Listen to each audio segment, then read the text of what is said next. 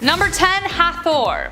The goddess Hathor was originally created by her dad, Ra, as a destroyer of men. She was supposed to punish all those who were disobedient to him. But then Ra was like, nah, I don't really like that idea. He just kind of changed his mind and decided to make her the exact opposite. Instead, the goddess of love. But she kind of loved killing men, and like even he couldn't stop her. So one night he gave her what was supposed to be a mug of ale, but actually made it like a special kind of blood, and she got so drunk off of it that she got too tired out to kill anymore and therefore became the goddess of love. Drunk in love, am I right? Her cult was centered in Dendera, where she was also seen as the goddess of fertility and childbirth. When the Greeks occupied Egypt, they compared her with the goddess Aphrodite. But unlike the voluptuous woman Aphrodite was depicted as, Hathor came in 3 forms, and I bet you can't guess which. She was depicted as either a woman with a cow's ears, wearing the headdress of a cow, or just a cow. Moo. Number 9. The beginning of the world. What an inventive way to imagine the beginning of things. I mean, the Big Bang is still pretty crazy too, but hey, here we go. Freaking love how much magic is in these stories. Like, I'm in, because that's all there was at the beginning of the universe according to the ancient Egyptians. Just swirling darkness, chaos, and magic. Heka, the god of magic, was the only thing that existed, waiting for the opportune moment to begin. Then a hill showed up called Ben Ben, and out of which the god Atum erupted from. He was lonely, so he mated with his own shadow to give birth to 2 children, Shu and Tefnut. Shu gave life, Tefnut gave order. They left their father to build the world, but they were gone so long he took out his eye and sent it to search for them. In the meantime, he just kinda sat there contemplating eternity all alone. He was really sad. This guy sounds like Zeus mixed with Eeyore. Anyways, his kids came back and he was so happy he wept tears of joy, and out of which were born men and women. They also brought his eye back, so that was nice. Number 8. Alexandria Black Tomb. What if we found a tomb and then just opened it, you know? What if we found a mysterious black granite tomb in Alexandria, say back in 2018? Do you think it would be wise to just open it because we're curious? Spoiler alert, we opened it and it was exactly what we thought it was going to be. When archaeologists found this massive tomb untouched for over thousands of years, on one hand, yeah, that's a feat in itself, but us humans, we're curious creatures. We just gotta just a little peek just to see who's in there. I mean, after all, it could be Alexander the Great, right? That's the whole point of all this. Egyptian news outlet El Watan reported that the tomb was lifted only a few centimeters before every official involved at that construction site just fled the scene. They straight up just ran away. It smelled that bad. Mustafa Waziri, Secretary General of the Supreme Council of Antiquities, this guy put his entire head in the tomb just to show us that it's safe. That's great. I mean, you could use your hand, maybe even a foot, I guess, just a little foot dip, but straight to the head dipping? Come on, Mr. Waziri, be smart about this. Number 7. Valley of the Kings. While March 2020 wasn't the best month of all time by any means, Egyptian officials did locate a secret vault hiding in the sands of the Valley of the Kings in Egypt. Just off the west bank of the Nile, the Valley of the Kings, as its name hints towards, is a pretty historical part of Egypt's past. Again, do we want to open this vault? Probably not, but did we? Yes. Bones and goo and history. What do you know? Surprise, surprise. Number 6. 2020 tombs. Summer 2020. Nice. While most of us was stuck inside watching Netflix, more than 100 sealed coffins were found. And yes, they were occupied for the most part. Found, of course, in Saqqara, Egypt, Egyptian archaeologists have never been more excited. Maybe we'll find the body of Cleopatra. Wouldn't that just be dandy? The fact that we found over 100 of these still in great shape is mind-blowing. Grave robbers have been around since ancient Egyptian days, and for all of these to be untouched for this long is honestly unbelievable. These findings date back to 712 BC, which was a period where Egypt was controlled by foreign civilizations. That's what makes this so insane. Like Persians and Greeks, they were all around at this time. The idea that we're finding mummies is great and all, but again, do we need to open all of them up? Maybe there's treasure, maybe there's bodies. Either way, it's not yours. Am I insane? Maybe I'm insane. Do we need to find Alexander the Great this badly that we're willing to disrespect this many souls in the process? Number 5. Luxor Tomb. We've been saying 2,500 years ago, and don't get me wrong, that's an awful long time to go. But in 2014, archaeologists discovered a 4,000-year-old tomb from the 11th dynasty, tucked away in Luxor, Egypt, of course. as this list says. Spanish archaeologists found a tomb belonging to a leader from the 11th dynasty, and it's pretty obvious that this was somebody from the royal family or somebody who was a high-ranking official, because at the time, Luxor was the capital city of ancient Egypt, and officials also believe this tomb could have been used as a mass grave. The important thing to note here is that the tomb had also been used during the 17th dynasty, because tools and utensils from that later time were also found in this grave. We're gonna find a spork in 5,000 years and be like, ah yes, ancient tools, interesting. Number 4, 210 sarcophagi. So we thought it was a pretty big deal when 160 bodies were recently discovered in Egypt. This was back in September 2020. Over 160 coffins were found. Wild, right? Well, those are rookie numbers, turns out. For this one, archaeologists found 210 sarcophagi near Queen Nefertiti's funerary temple in the city of the dead, Saqqara. Yeah, there were over 160, surprise. Maybe next time you check in with us, that number will be even higher. Who knows? Hopefully, / maybe hopefully not. I don't know how I feel about this. This was January 2021. We probably would have seen it on the news, but that was when 768 people were storming the Capitol, so the news was a bit busy, I guess. Thanks. These sealed coffins were untouched for thousands of years. They went from finding 160 to finding 210. That's incredible. According to the ministry, the sarcophagi were completely closed and haven't been opened since they were buried at all. They opened a few though, of course, just to analyze and display them, but that's it. Yeah, leave the rest. I'm not focused on ancient curses or Brendan Fraser having to come out and save the day. Just let dead people lay where they are. Let them rest. The amount of effort gone into hiding and preserving their memory alone, I mean, look how long it's taken for us to even find these things. It's almost like they didn't want to be found. Number 3, the ancient curse. The walls of some of these tombs have warnings from the gods, which is a lot. One of them warning trespassers that the gods will wring their neck like that of a goose. Also, if I walked into somebody's property now and it said trespassers' necks will be wrung out like a goose, I would turn back. I wouldn't want to investigate further. I would just walk away. You don't need to be an ancient god to get that message across, you know what I mean? But inside the found tomb of the vizier Ankhamor, a pharaoh's official from 4,000 years ago, a curse was written. Buried in a mastaba, an above-ground massive tomb, was this warning. Might do against this, my tomb, the same shall be done to your property. It also warns of the vizier's knowledge of secret spells and magic, and threatens to fill impure intruders with a fear of seeing a ghost. Yeah, there's that, or beware of dog. I don't know, you can pick which is more impactful on your property, sure. Number 2, the animal tombs. This tomb was found, as you may have guessed, in the Valley of the Kings. You're getting good, nice. But this one doesn't sound like the rest. I mean, for starters, it's a number rather than a name. What in the Elon Musk is happening here? Whose name was a number, huh? KV52 was discovered in 1906 by Edward Ayrton. Tomb KV50, KV51, and this one, KV52, they all form a group referred to as the animal tombs. Underneath 6 feet of debris, the entrance to these vaults were found, so when we enter this tomb, specifically KV52, that's been untouched, ideally for thousands of years, we can look forward to finding anything. In fact, whatever we do find, it's a win. It helps complete this age-long puzzle. So when officials opened KV52 and it was completely empty, well, that doesn't feel too nice. Something here is wrong. It was empty except for 2 boxes. Both were black and undecorated, which is odd considering what we've learned on this list. The larger of the 2 contained the remains of a monkey, and the smaller one was a canopic chest that had 4 compartments in it. Hauntingly bare compared to what else we've seen on this list, but it gets a little better. We're not done yet. Finally, number 1, Queen Nefertiti's hidden chamber. When researchers are 90% sure about something, that's a pretty good sign. You only say you're 90% sure of something when you know for sure. You leave 10% in case anything else goes wrong out of your control, right? 90%, that's confident, we got this. So when Egyptian authorities said they're 90% sure there's a hidden chamber in King Tut's tomb, well, we got a little jazzed. Got some jazz hands going on. Not gold, jazz hands. Back in 2015, a paper was published on the burial of Queen Nefertiti. Archaeologist Nicholas Reeves argued that while conducting scans on the ancient site, Reeves found what resembled traces of doors beneath the plaster. Now, it's been considered previously by archaeologists that King Tut's mask, having ear piercings and all, suggests that at that time, that tomb and that death mask was actually meant for Queen Nefertiti, not King Tut. But because King Tut died suddenly when he was 19, plans had to quickly change.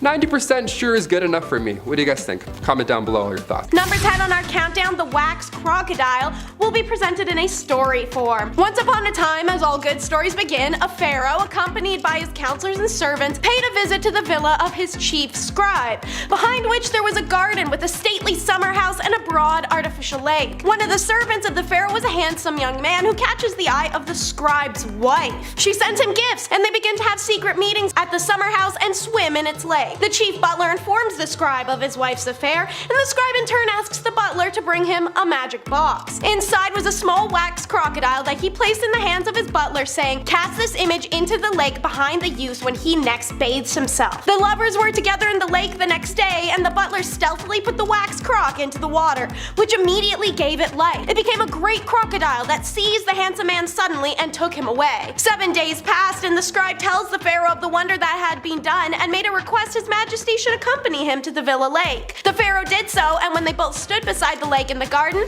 the scribe spoke magic words bidding the crocodile to appear, and as he commanded, so did it do. The great reptile came out of the water carrying the handsome man in its jaws. The pharaoh was filled with wonder, and the scribe related on to him what had happened while the handsome man stood waiting. Could have taken his chance to run, but I guess not. The pharaoh bids on to the crocodile once again to take the handsome man into the depths, and neither are ever seen again. Then the pharaoh gave the command that the wife of the scribe should be seized, and on the north side of the house she was bound to a stake and burned alive. Now, if you want to hear more wild stories like this, I recommend you subscribe to The Hive. For number 9, let's talk about the lore of the Catwoman god. Cats were very important to the ancient Egyptians and were even considered to be demi-deities. Not only did they protect the crops and slow the spread of disease by killing rodents, but they were also thought to be the physical form of the goddess Bastet, the Egyptian goddess of domesticity, childbirth, the home, women's secrets, women's physical pleasure, fertility, and of course, cats. It's for this reason she's depicted as a slender and lanky woman with a cat's head. Bastet was the daughter of Ra, the sister of Sekhmet,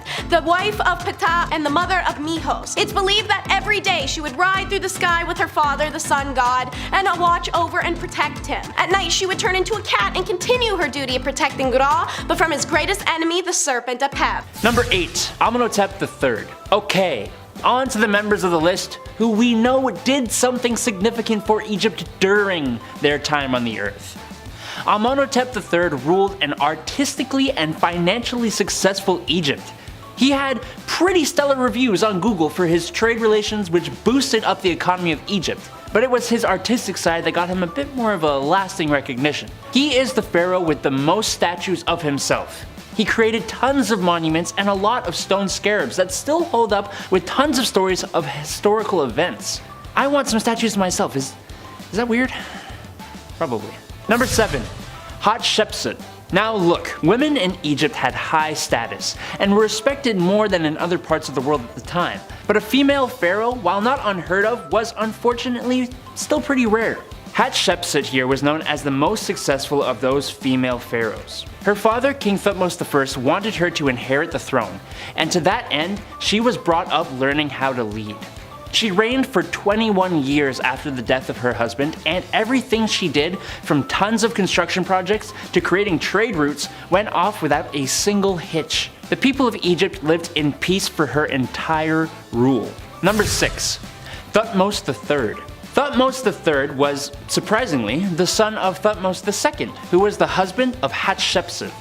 You know, number 7, the most successful female pharaoh. So that's the kind of cloth we're working with here. Thutmose was only 2 when his father bit the dust, so while he was technically the next pharaoh, his stepmother took over with him as co-ruler.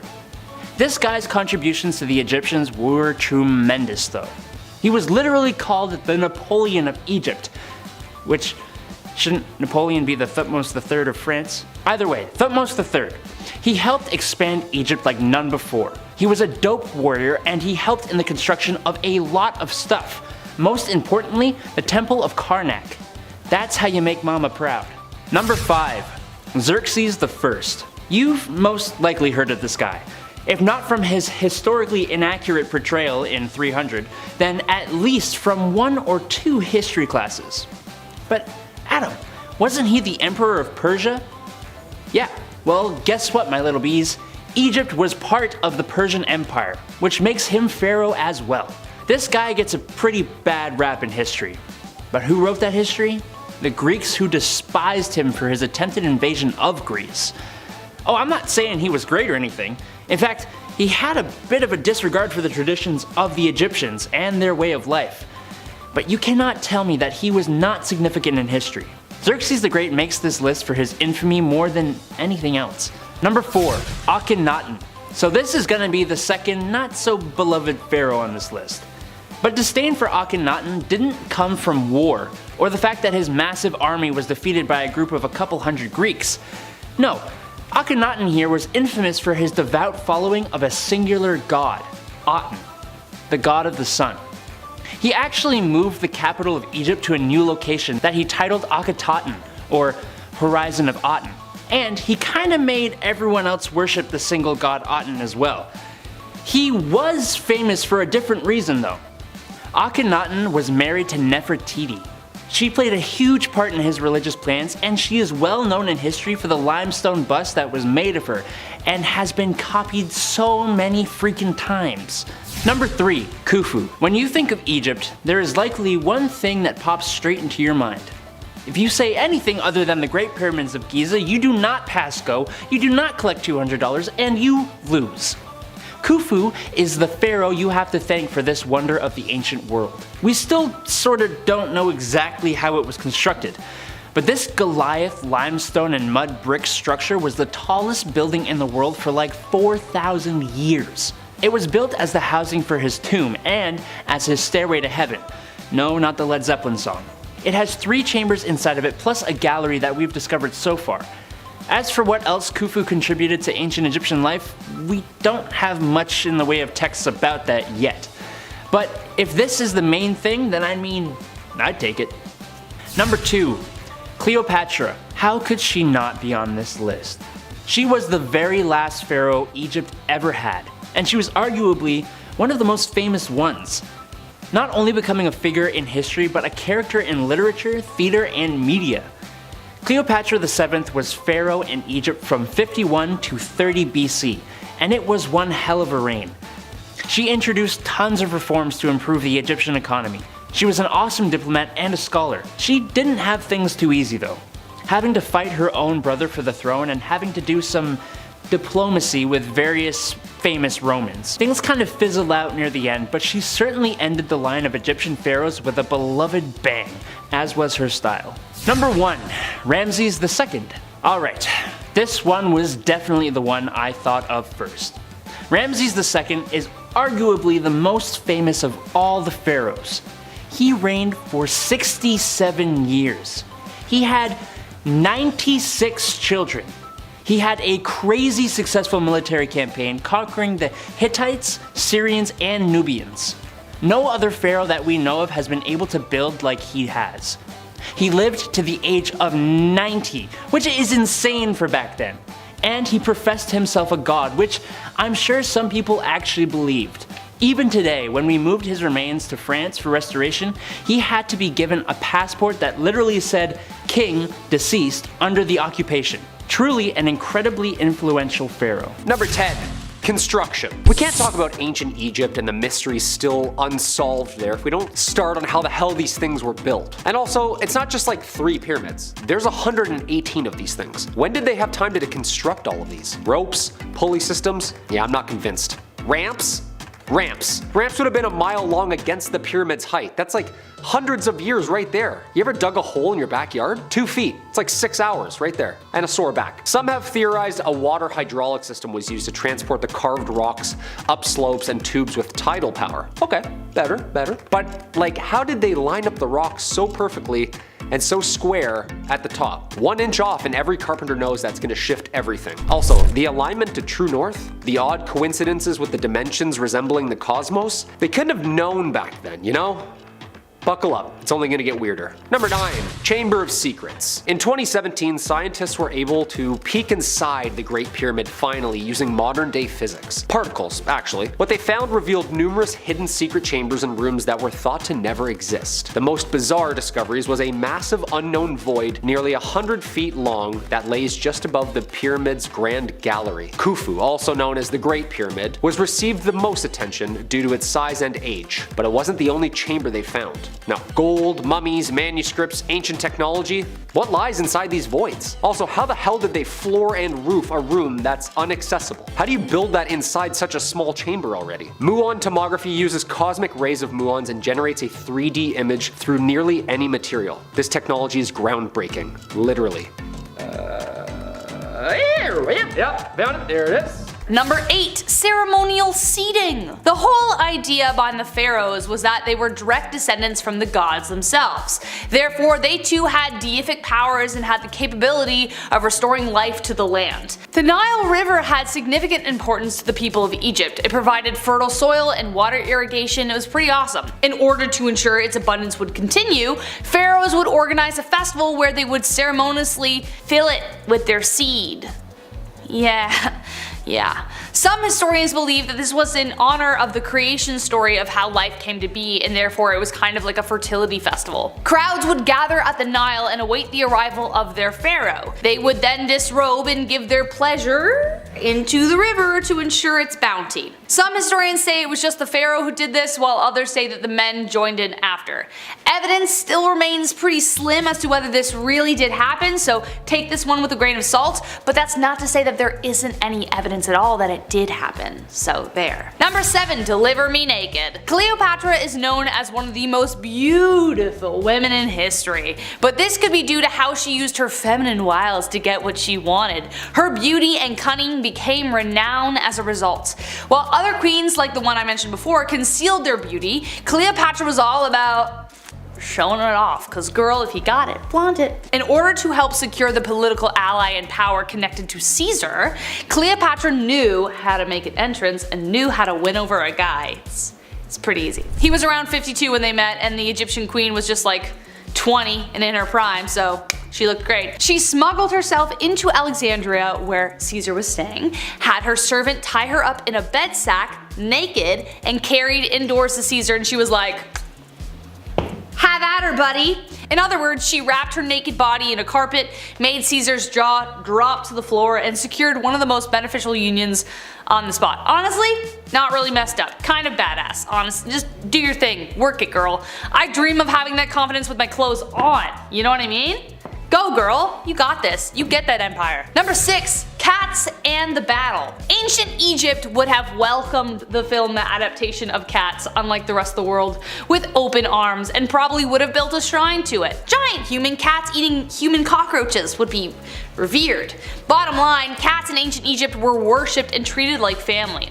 It was considered a crime punishable by death to harm one due to the belief in the goddess Bastet. One pharaoh even risked losing a battle because of cats themselves. The Battle of Pelusium of 525 BCE between Pharaoh Psamek III and the Persian king Cambyses II resulted in the first Persian conquest of Egypt, all because of cats. Cambyses took advantage of the cat-loving side of Egypt and used hostages of cats and animals as leverage. So they were just kind of like, well, we can't fight if the cats are let loose. What are we gonna do? We can't kill the cats, and that's how they lost that battle. Number 5. Honey-coated. Who here hates bugs bothering them in the summer? Unless they're a bumblebee, because we love bumblebees here, right guys? But me too. No one likes the buzzing of bloodsuckers nipping at your skin while you're chilling out on the beach or barbecue. Well, guess what? Egyptian pharaohs hated it too, except they didn't have bug spray. So what did they do? Well, you know the phrase, you can catch more flies with honey than vinegar? Well, they took that literally. Conveniently, they had servants around them at all times, so to help with the bug problem, they covered them with honey so as to distract the bees and the bugs. So as the pharaohs lounged on the sand or wherever they were, their dutiful servants took on the job of taking on the bug bites. King Pepi, for instance, had a dedicated slave in his entourage who endured it every day, poor guy. It was so effective that he had one designated in each room. Poor guys. Number 4. Assassins. This wasn't necessarily something that he did, but something that happened to him that was pretty messed up. As you can guess from the title, it involved assassins. Ramses III had a lot on his plate during his reign. There were this group of seafarers trying to destroy everyone, the tomb builders did their first labor strike over wage delays, I get you, the economy was deteriorating, weather was devastating food production, things were corrupt as hell, and on top of all this, his secondary wife Ta hated his guts. She, along with a dozen members of his harem, the head of the treasury, a military captain, a butler, the butler did it, and the chief royal chamberlain, hatched an assassination plot. In 2012, researchers used a high-powered CT scanner on Ramses' mummy and saw a massive throat gash covered by an amulet said to have healing powers. The researchers summarized that an assassin cut through Ramses' esophagus and trachea, killing him practically instantly because he probably would have just let out that fast. Some other research suggests that this happened before the other assassination plot unraveled, but either way, not a good way to go. Number 3. Till death do us part. Remember that thing I mentioned at the beginning? Well, if you were a servant to a pharaoh in ancient Egypt, you were hoping that your dude lived a long time because once they bite the dust, so did you. Now keep in mind, ancient Egyptians believed strongly in the afterlife, so when you died you didn't just disappear, you literally just traveled to another world. That's the whole idea behind religion anyway. The discovery team organized by NYU, Yale, and the University of Pennsylvania discovered macabre evidence of this tradition. While excavating the mortuary ritual site of Pharaoh Aha, they found 6 graves not far from his tomb. They were skeletons of court officials, servants, artisans who appear to have been sacrificed to serve the pharaoh in the afterlife. Aha's successor, Djir, had more than 200, which are also presumed to be sacrificial burials as well. Number 2. Marrying your siblings. Again, remember the thing I mentioned before and now I'm actually getting to it? I promised, and here we are. Not so long ago, it was normal to court your very own cousin, but today that would be considered a very large taboo. I'm not gonna lie, it gives me the skippies, okay? I don't like imagining even marrying any of my cousins, that's weird to me. But the ancient Egyptians took things even farther, or should I say brought it closer, by marrying their very own siblings. Hey, that's one way to guarantee that the line will stay in the family. But knowing what we know about the genetic pool being too close and the complications that can arise, there's things that can go wrong. But nevertheless, it happened. DNA testing from King Tut's corpse revealed that he was a product of a union between 2 siblings. Pharaohs believed that they were descended from the gods. Therefore, keeping it in the family was crucial in maintaining that bloodline. King Tut even married his own half-sister, same dad, when he was just 10 years old. However, generations of inbreeding resulted in a bone disease that got more severe each time. Cleopatra also married her own brother as well. That was a whole thing, and then she met Caesar and that whole thing we talked about, yeah, that thing. Let's move on. Number 1. Akhenaten. One of the most polarizing figures in Egyptian history, Akhenaten tried to get rid of religion and as a result they got rid of him. Akhenaten earned the title Heretic King, and a recent discovery has revealed that his deeds might have been a lot darker. Akhenaten came to power in the 1350s and reigned for around 17 years. He is known for creating a new religion surrounding Aten, who was generally represented as a sun disk. Sometime around his 4th year, he started sending out agents to erase names and images of certain gods from existing texts and monuments. Around the 5th year, he claimed to discover the location of the new royal city and moved Egypt's capital from Thebes to Akhetaten, today known as Tel El Amarna. There, his people suffered greatly under slave labor, with bodies being uncovered younger than 20, many with bones broken, spines broken, along with evidence of severe malnutrition. When the pharaoh finally passed, his tomb remained unfinished and his name was stricken from the history books. At least now, we can see why. We're gonna start with the latest and the greatest. Number 10 is the latest Saqqara discoveries. So on January 26th of 2023, after a year-long excavation of the notorious Saqqara necropolis, 2 ancient tombs that date back to the 5th and 6th dynasty of the Old Kingdom are unveiled to the public. Zahi Hawass, who isn't my favorite person to cite, gave a statement on one of the mummies found. Kanohededefe was a inspector of officials, supervisor of nobles, and a priest in the pyramid complex of Unas. Mehdi had many titles, one of them being the Keeper of Secrets, which is a title you'll hear again later in this video. This would also be a great time to take a second and subscribe to The Hive if you're a fan of discoveries such as these. Also found was a stone sarcophagus with a mummified man named Fatek, but the most important of the dusty corpses found was a gold leaf covered mummy. Hekashepes was found down a 15-meter burial shaft inside a large rectangular limestone sarcophagus. While other mummies have been found with this unusual coating choice, Hekashepes gets to take seniority. This mummy is the oldest complete mummy covered in gold, Hawass said in an interview, having led the excavation himself. The excavation team also found dozens of other valuable artifacts, including statues, some of which still have their original paint intact, as well as amulets, coins, earrings, rings, and tablets, all of which are currently being displayed at the Step Pyramid of Hawzer in Saqqara. Number 9 is the tomb special of collecting crocs. Archaeologists excavating the Theban necropolis in Egypt made an extraordinary different but unusual discovery which was announced on December 20th of 2022. 9 crocodile heads placed inside 2 tombs belonging to high-ranking nobles. Archaeologist Patrick Chudzik told the Newsweek that the discovery was the first of its kind, as crocodile remains have never been discovered inside the tombs of Egypt, despite usually being found inside of temples or special catacombs. Dr. Chudzik explains, in our case, things are different. Firstly, only the heads and not the entire bodies of these Nile reptiles have been deposited in these tombs where we work. Secondly, they were not mummified, only wrapped in linen. There is a significant difference in this, as no preservatives were used. Finally, the remains were found in the tombs of humans, not catacombs of sacred animals. The tombs belong to 2 top officials during the reign of the pharaoh Nefertari Mentuhotep II. One being the Chancellor Cheti, a high official, but the occupant of the second tomb is actually still anonymous to us. Placing of the crocodile heads in the tombs, according to Dr. Chudzik, certainly was unusual but not entirely unprecedented. He believes that earlier researchers paid scant attention to such finds that depict cultural practices but weren't treasures, stating that it's likely similar offerings had been placed in quite a few other tombs of rich individuals, but those offerings were discarded by the earlier researchers who discovered them. Number 8. Egtved Girl. In 1921, just outside Egtved, Denmark, a Nordic bronze naturally preserved woman was discovered inside a handcrafted oak tree trunk coffin. Her burial has been dated by dendrochronology to 1370 BCE. She was wearing 2 bronze bracelets, a wool skirt, shirt, and belt, and a large disc plate decorated with spirals and a spike. At her feet, the cremated remains of a young one, unfortunately. By her head, a small birch bark box that contained an awl to puncture holes, various pins, and a boned carved hair comb. And of course, a big bucket of beer. Skull! But who exactly was the Egtved woman? It remains a mystery. Number 7.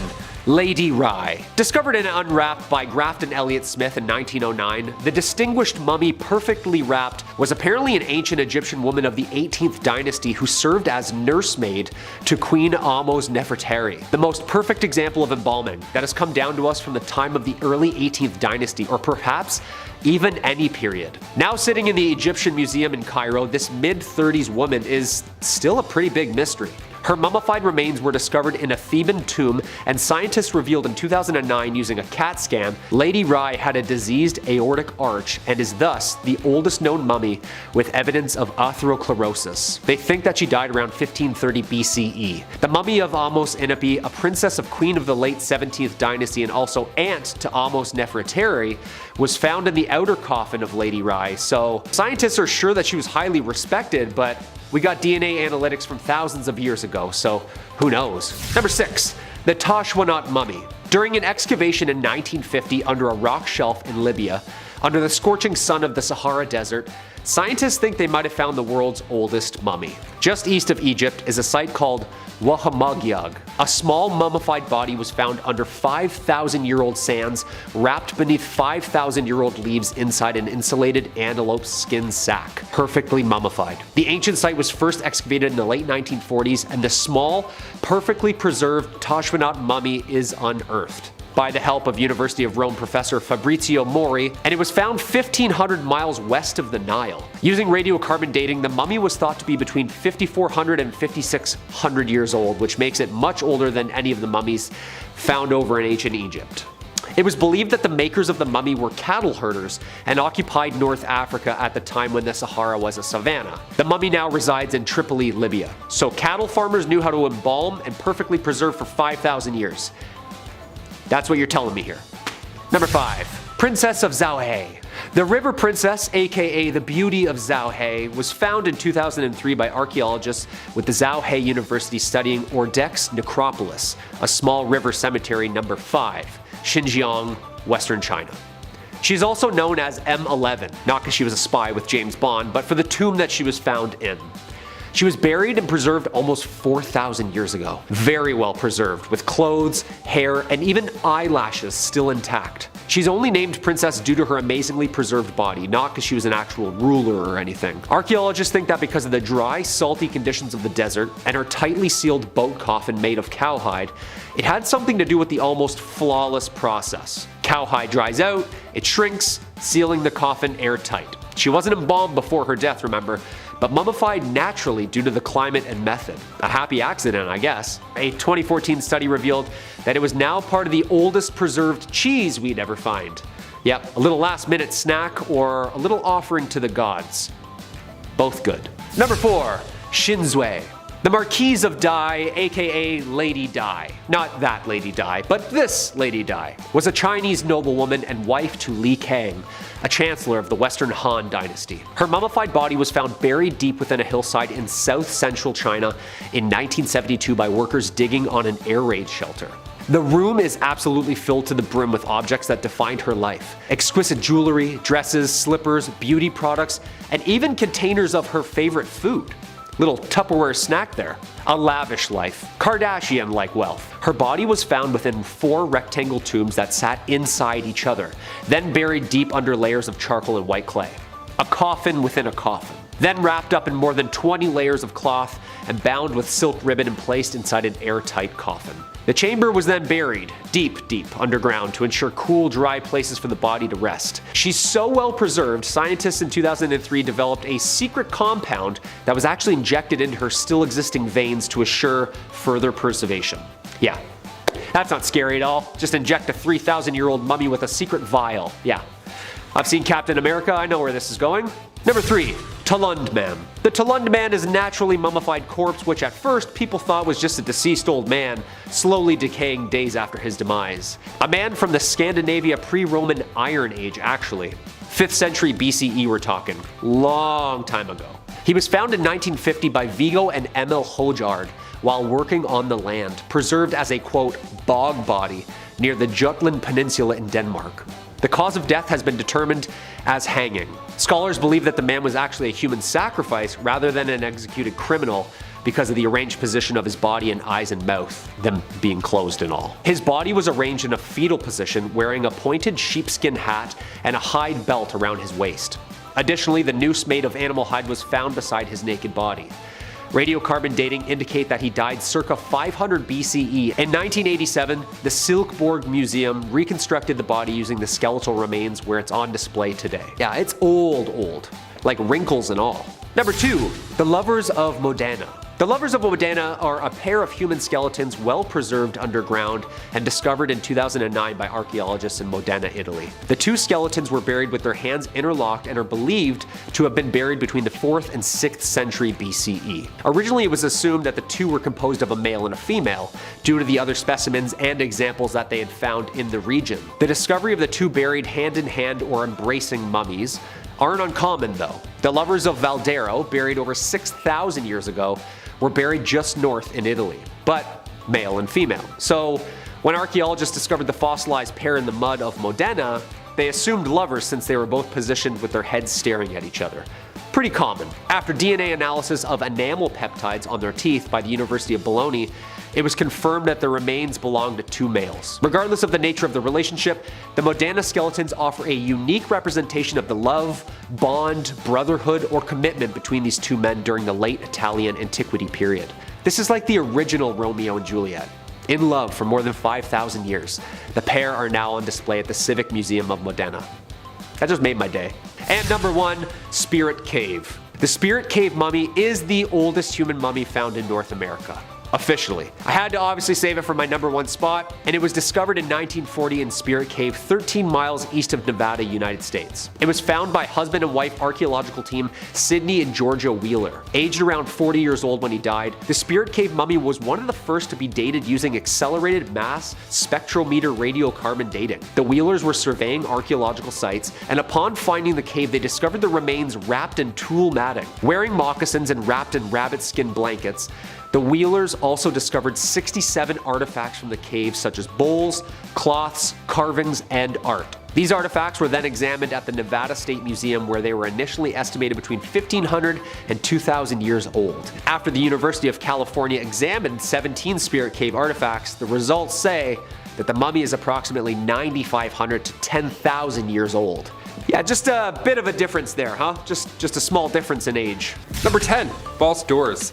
Okay, right off the bat, imagine searching for a lost Egyptian tomb, alright? Imagine you've spent years of your life dedicating to this research, and then you find a door. You find an entrance carved into the wall, and this is it. What lies beyond? It's time. You try and carefully open it with a team of archaeologists, but it won't budge, because it's a fake door. It's a false door. Yeah, just a Looney Tunes door. Somebody juked you out 4,500 years ago. Gotcha. Their spirit's been waiting that long to be like, nice, idiot. All right, we can go, we're good.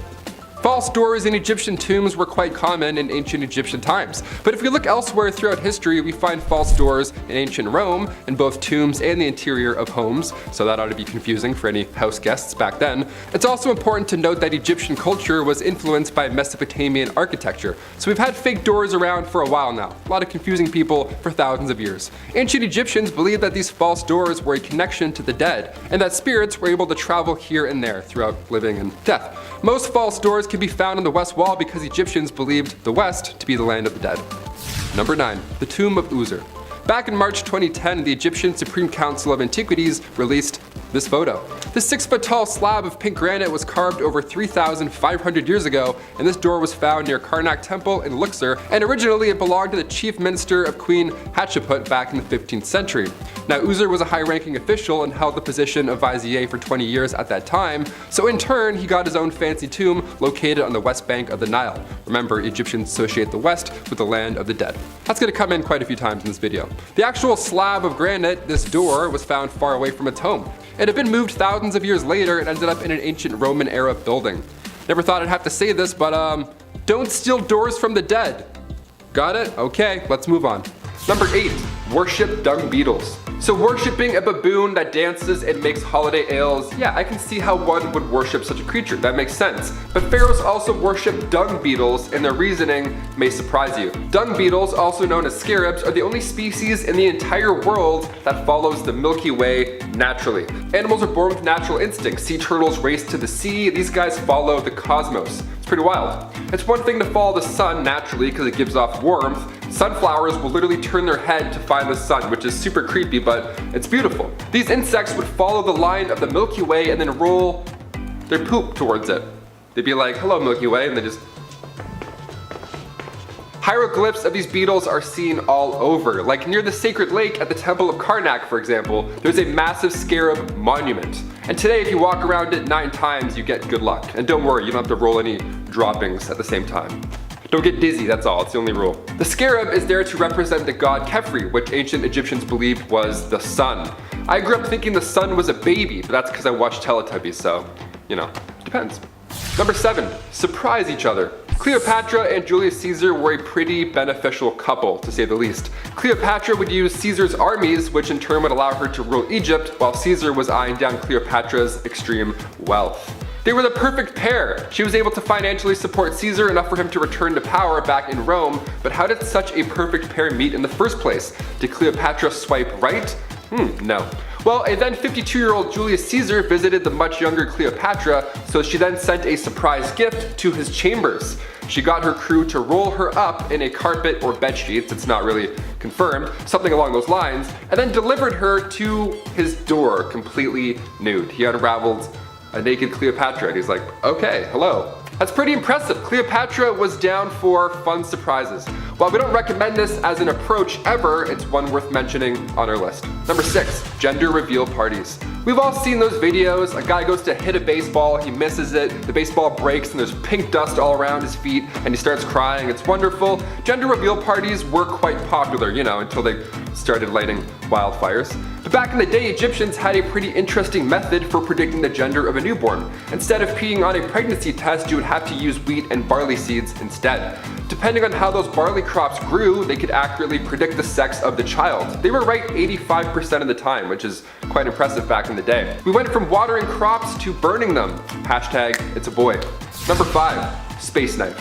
Only a few years after King Tut's tomb was discovered in the Valley of the Kings, archaeologist Howard Carter found 2 daggers that were buried with the king. Now, like I mentioned earlier, it's not uncommon to be buried with your treasure or belongings. It's why ancient Egyptians would build these tombs in a certain way, so grave robbers can't just sneak in after you pass away and then take all of your goodies. So 2 daggers were found with King Tut, one made of iron and the other with gold. Now, with iron being more rare than gold during the Bronze Age, this was quite a big deal. With recent advancements in technology, we're able to use a technique called portable X-ray fluorescent spectrometry, and according to the journal Meteorites and Planetary Science, the blade is actually made of iron, nickel, and cobalt, suggesting that its material is that of extraterrestrial origin. A blade fell from the sky and now a king has it. That's pretty insane. Also, aliens? Just saying. Number 4, KV-55. Also located in the Valley of the Kings in Egypt, Tomb 55, otherwise known as KV-55, was found by Edward Arton back in 1907. It was discovered right next to King Tut's tomb, and the reason that we call this tomb by a number rather than a name is because we really don't know for sure who's inside. Even the walls of the tombs inside, they aren't covered with beautiful hieroglyphs to tip us off on their history or their ruling, it's just bare. The only hint as to who is buried remains on the walls. It's one hieroglyph that remains, and it was discovered also in 1907, and it translates simply to, "The evil one shall not live again." That's very scary. That's definitely scarier than Greg was here. I don't know. Even massive stones were built and set up in order to prevent anything from getting out, whereas usually with ancient tombs it's the opposite, so that's pretty scary. The description for those inside the tomb has also been destroyed, so we have really no idea who's in KV-55 or what. Number 3, ancient Photoshop. When we look back at ancient artwork, we see these kings and queens and they look athletic. They look to be in great shape, when in reality, these pharaohs were probably quite obese. I mean, think about it. If you slam wine and bread all day and you have baboons dancing around, plus a little dab of honey every, 8 minutes, yeah, you're gonna gain some weight. Many of these ancient pharaohs had diabetes, and Queen Hatshepsut, who was alive during the 15th century BC, her sarcophagus shows her as slim and strong, but historians all agree that she was out of shape and extremely unhealthy. Honestly, I would do the exact same if I was there back then. She was ahead of her time. If somebody made a statue for me, I'd be like, yeah, give it an 8-pack, make him extremely jacked and 7'2". Can we do that? Sure, no one's gonna ask questions.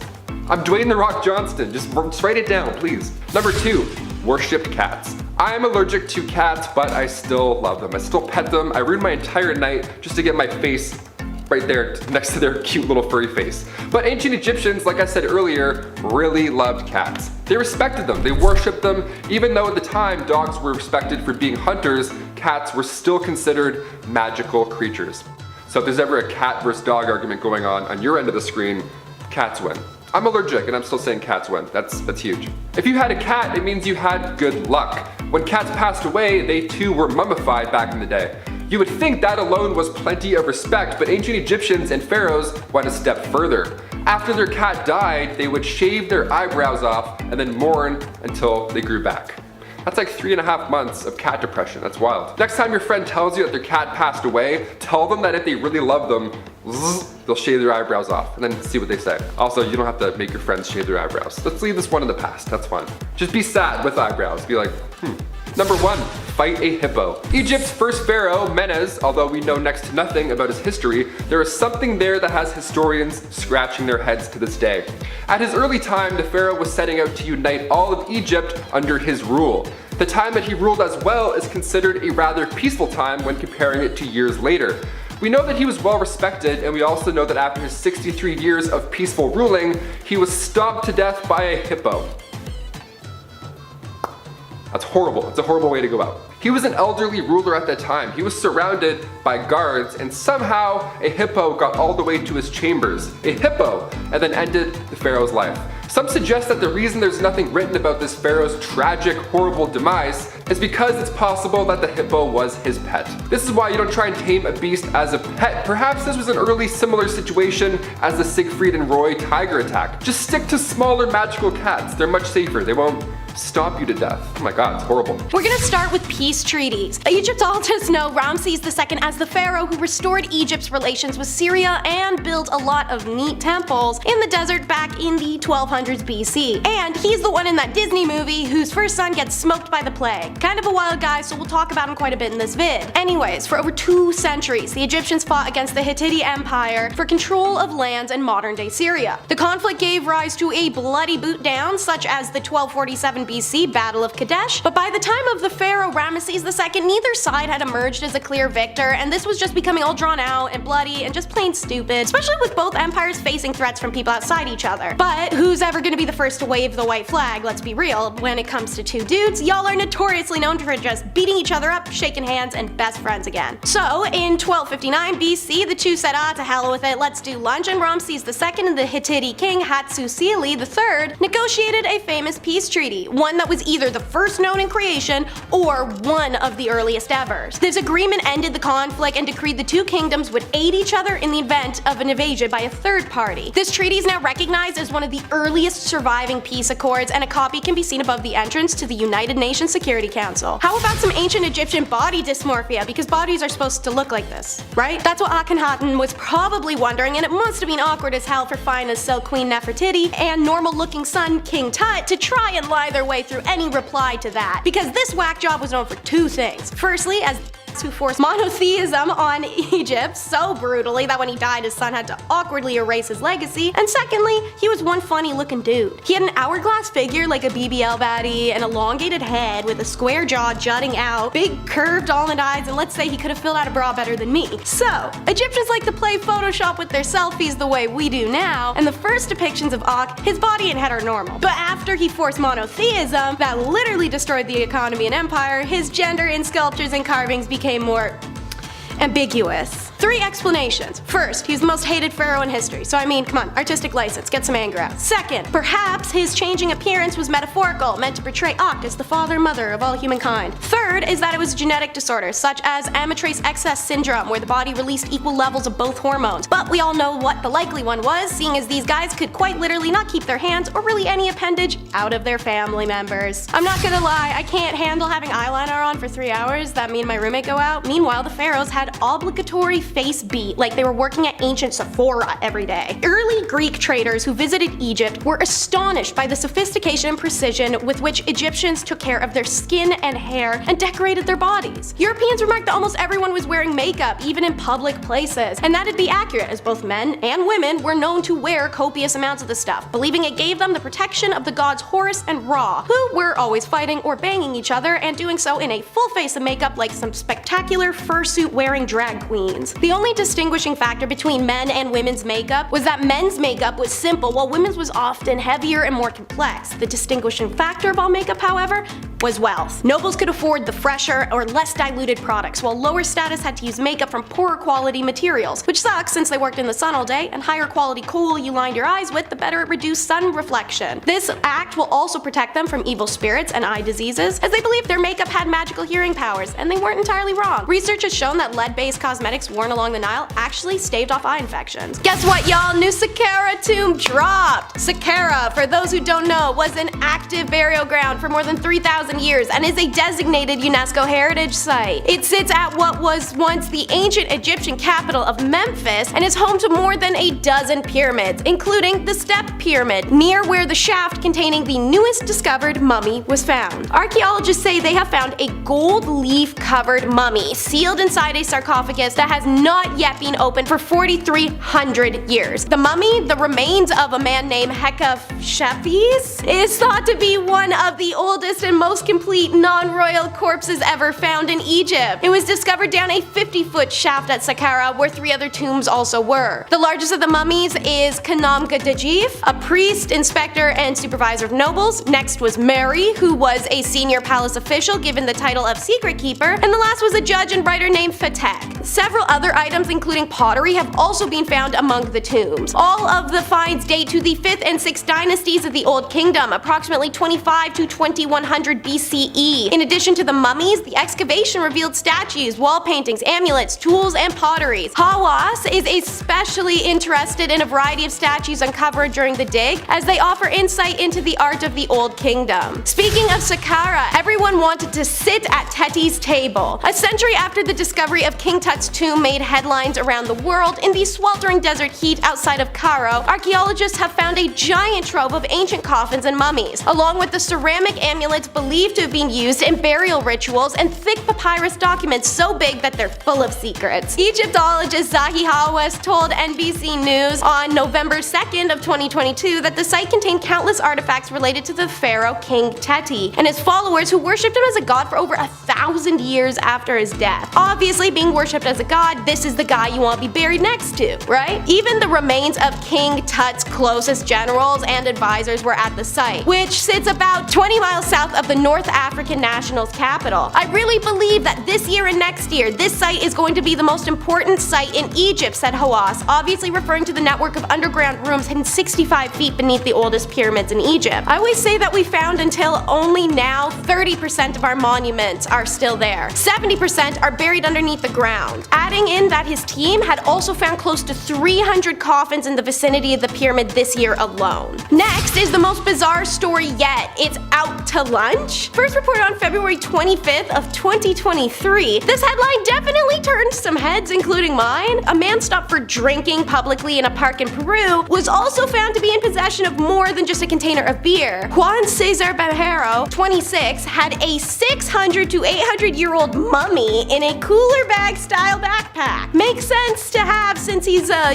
food delivery person, but what doesn't make sense is cramming a mummy into it and showing it off to two of your friends while in the park on a casual Saturday. When asked by police to justify the presence of the mummified corpse in his bag, Juan's response was, "I take care of her, and she takes care of me." Apparently, he's also named her Juanita and started calling her his spiritual friend. It's unclear how the man came to be in possession of the mummy. Mummification was a common practice among several cultures in Peru before the arrival of Spanish conquistadors in the 16th century. In November of 2021, archaeologists in Peru had discovered a mummy believed to be up to 1,200 years old in an underground tomb, so really any earthquake, landslide, or curious cave explorer could just stumble across a mummy there. Joke's on Juan, however, authorities say the mummy is believed to be a male. Unless that doesn't bother him. Anyways, it's now in possession of Peru's Ministry of Culture, and Juan has been charged with illegal possession of historical patrimony and could face 5 years in jail. Next up is a timestamp error. Oops! Made a carbon dating error. Now we have to rewrite all of mummy history. Just a regular Tuesday. Kind of the case with the mummy Kwemi, a high-ranking aristocrat that was discovered in 2019 and assumed to be only a few thousand years old at first, but howdy doody, in 2022, it's proven to be far older than previously thought, and we are talking one of the oldest Egyptian mummies ever unearthed. It dates to the Old Kingdom, demonstrating that mummification processes were highly advanced 4,000 years ago, which is 1,000 years earlier than previously thought. This tomb now suggests that ancient Egyptians living during the time of the Old Kingdom between 2700 BC and 2200 BC were already carrying out sophisticated burials. The intricacy of the body's mummification method and materials, particularly its very fine linen dressing and high-quality resin, was supposed to have taken 1,000 years for them to be able to produce. Professor Salima Ikram, who's head of Egyptology at the American University in Cairo, told The Observer magazine this would completely turn over our understanding of the evolution of mummification on its head. The materials used, their origins, and trade routes associated with them dramatically impact our understanding of the Old Kingdom Egypt. If this is indeed an Old Kingdom mummy, all books about mummification and the history of the Old Kingdom would need to be revised. Meet the Peruvian pre-Inca mummy, more than 1,000 years old and found on the outskirts of the modern capital. November of 2021. The mummy was probably a youngerish person from what they've gathered, and found in an underground tomb wrapped in a funerary bundle along with ceramics and rope, naturally including little bits of skin and hair around, While best known for the mountaintop of Machu Picchu, Peru was home to various pre-Hispanic cultures that thrived in the centuries before the Incan Empire rose to power. The mummy was discovered about 200 meters from where the first mummy of Cajamarquilla was found, explained the archaeologist Yomira Huaman. This particular archaeological site is where the remains of 20 people who were apparently sacrificed about 800 to 1200 years ago were found. This recent discovered mummy in particular lived between 1100 and 1200 years ago and might have belonged to the Lima or Ichima culture. Cajamarquilla complex features the ruins of 4 pyramids and other constructions such as walls laid out like mazes, apartment buildings. The complex is the second largest mud brick city in Peru and was possibly occupied by people from the coast and the Andean highlands. Never thought I'd see the day. It's the Van Gogh mummy? Emphasize on that question mark because that's just straight weird, but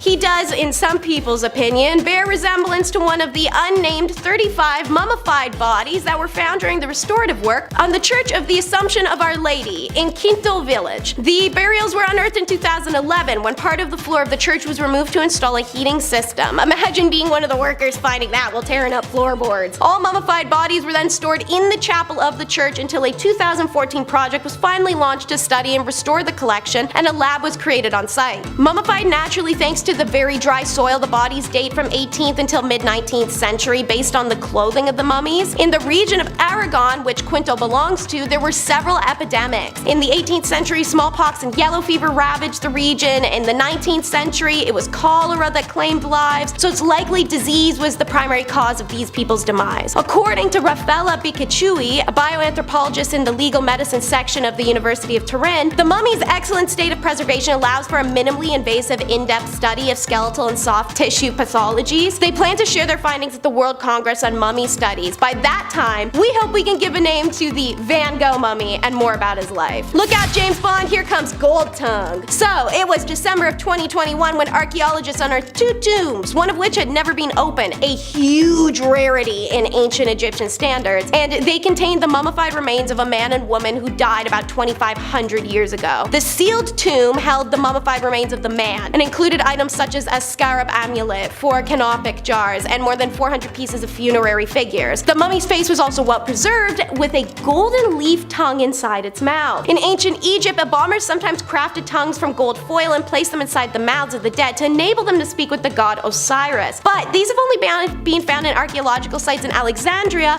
and El Balnasa. The other tomb, which had already been raided by grave robbers around the time of its actual burial, held a sarcophagus in the shape of a woman, and the mummified remains were just trashed. 2 more gold tongues were found though, one inside the woman's mouth. The 3 gold tongues found in the tomb date to the Roman period that began in 30 BCE, and scientists hope these new discoveries will allow them to better understand the funerary rites observed during this time period. And now for what I feel may be the most exciting on the list, the Ming mummy. Chinese road workers stumbled upon an astonishing find in 2011. While digging several feet into the ground during an excavation of a road, they unexpectedly hit a large solid object about 6 feet below the surface. Uncovering it further, they got that oh crap realization and called in the big dogs. Subsequent investigations revealed that the object was found in Taizhou was in fact a Chinese tomb, containing a 3-layered coffin within its walls and a remarkably intact remains of a woman from the Ming Dynasty dating back 700 years. As the archaeologists opened the main coffin, they were greeted by layers of silk and linen, smells of oil and perfume, and a brown clear liquid that I'm sure the Victorians would have probably slurped up with a crazy straw during their Egyptomania phase. The archaeologists who excavated the coffin, however, were unable to determine whether the mysterious brown liquid was used intentionally to preserve the body, or if it was somehow groundwater that seeped in over time and mixed with stuff. Either way, these are some astonishingly well preserved remains of a woman, complete with her body, hair, skin, clothes, and jewelry.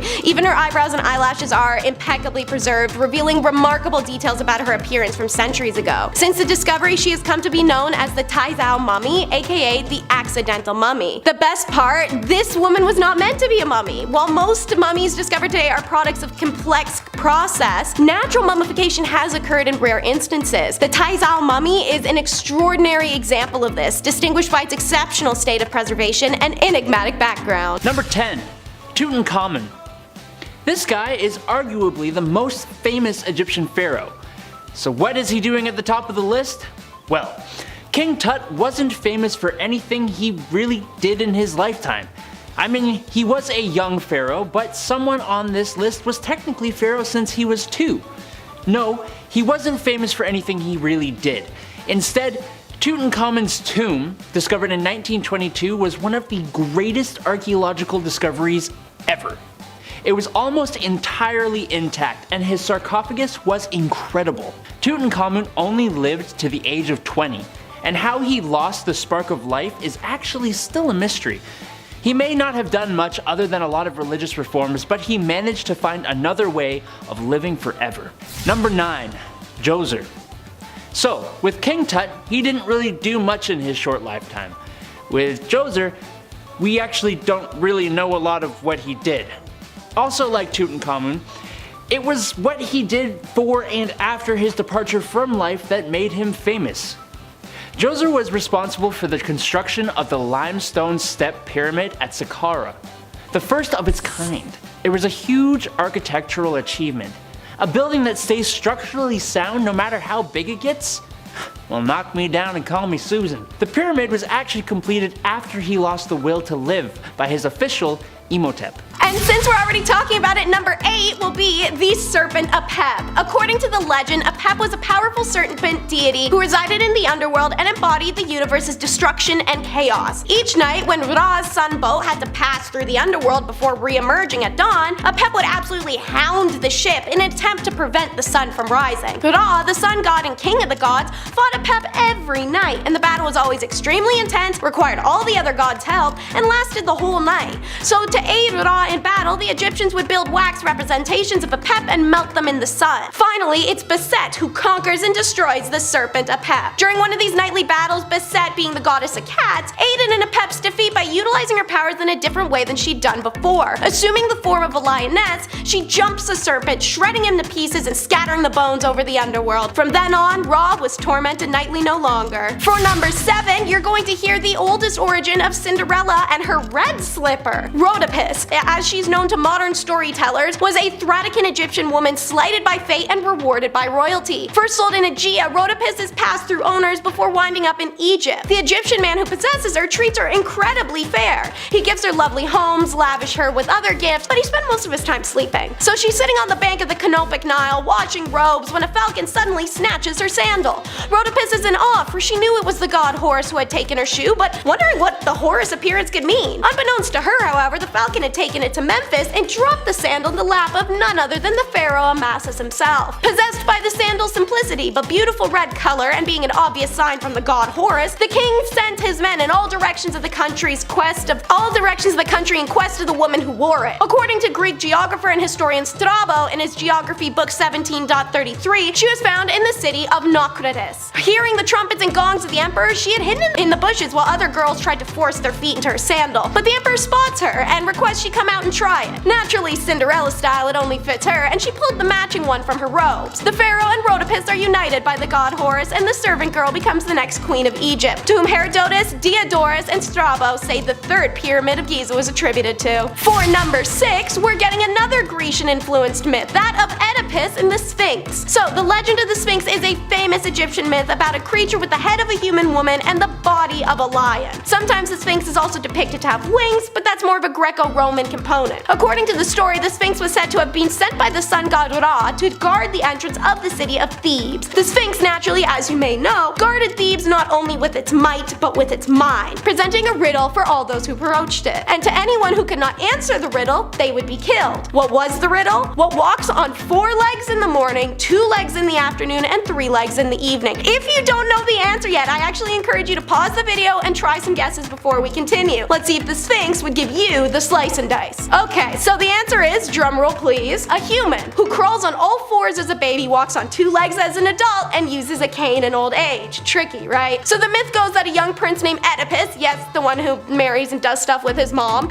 came upon the Sphinx while traveling, and he asked the riddle. Oedipus was the first person to be able to answer correctly, which angered and confused the crap out of the Sphinx, causing it to take its own life in a panic. However, some versions of the myth, the Sphinx was said to have been turned to stone by the gods. Now segueing back into the gods, number 5 will be about Osiris and Isis. Egyptian ruler god Osiris and his wife Isis is one of the most well-known and revered myths. Osiris was renowned for his intelligence and generosity, 2 things his envious brother Set lacked. Vying to be king, Set lured Osiris to the Nile, where he enticed Osiris into a coffin and tossed it into the river to be swept away. Devoted wife Isis diligently searches for Osiris and discovers the coffin near Balbos, which is in modern-day Lebanon. Isis returned with Osiris's body, but concealed it amongst the reeds of the Nile. However, Set had been tracking her and steals the coffin back and chops Osiris's corpse up and throws the pieces everywhere. Isis persisted in her quest for her husband's body. She finds all the pieces, reconstructed Osiris, and bombed his body, got pregnant off of it really quick, and brought his soul back to life with the assistance of her sister Nephthys. Osiris became the deity of the afterlife, ruling over the dead in the underworld. So naturally, that would bring us to number 4, which is Horus versus Set. The story is told in the Chester Beatty Papyrus number 1, Contendings of Horus and Seth, which dates back to the early Middle Kingdom, but the myth most likely has origins even earlier than that. So, upon embalming Osiris, his son Horus is conceived and then born. Thoth and Shu declare Horus the rightful ruler of Egypt, but Ra argued that Seth was more powerful, therefore deserved the throne. So, cue a massive battle. First, they have a hippo breath-holding competition. Isis gets involved, and as a result, Horus feels betrayed by his mama and cuts her head off. Then Seth gouges Horus's eyes out while he's asleep, and Hathor has to return them. The judges wanted the two gods to make amends since crap is getting petty, so they do, but the wily Seth decided to seduce Horus for a scheme. Some very R-rated stuff goes down between the men, but Horus is smart and collects the seed of Seth instead of having it go somewhere else. He brings the seed to his mother, Isis, who proceeds to freak out and cut off his hands. And then she collects some of Horus's seed in a bucket for revenge against her brother Seth for trying to trick Horus. How? She goes to Seth's garden, finds his favorite lettuce, and dumps the seed all over it. So here comes Seth, post-lettuce lunch, declaring to the judge council he had performed the labor of a male against Horus, so he should be king. Horus is like, nah-uh, I did it to him, and the other gods are like, okay, well let's ask the seed then. So Seth's seed had been discarded by Isis in a marsh, and it responded from there, while Horus's seed, eaten on lettuce, replied from inside Seth. So Seth is pissed. He says they need to do another contest. It involves sailing stone boats down the Nile, and Horus cheats, making a wooden boat look like stone. Seth finds out, loses it, demolishes Horus's ship. Finally, enough is enough. These two have been duking it out for 80 years, and everyone is tired. The gods appeal to Osiris in the underworld as the final decision maker, and he obviously chooses his son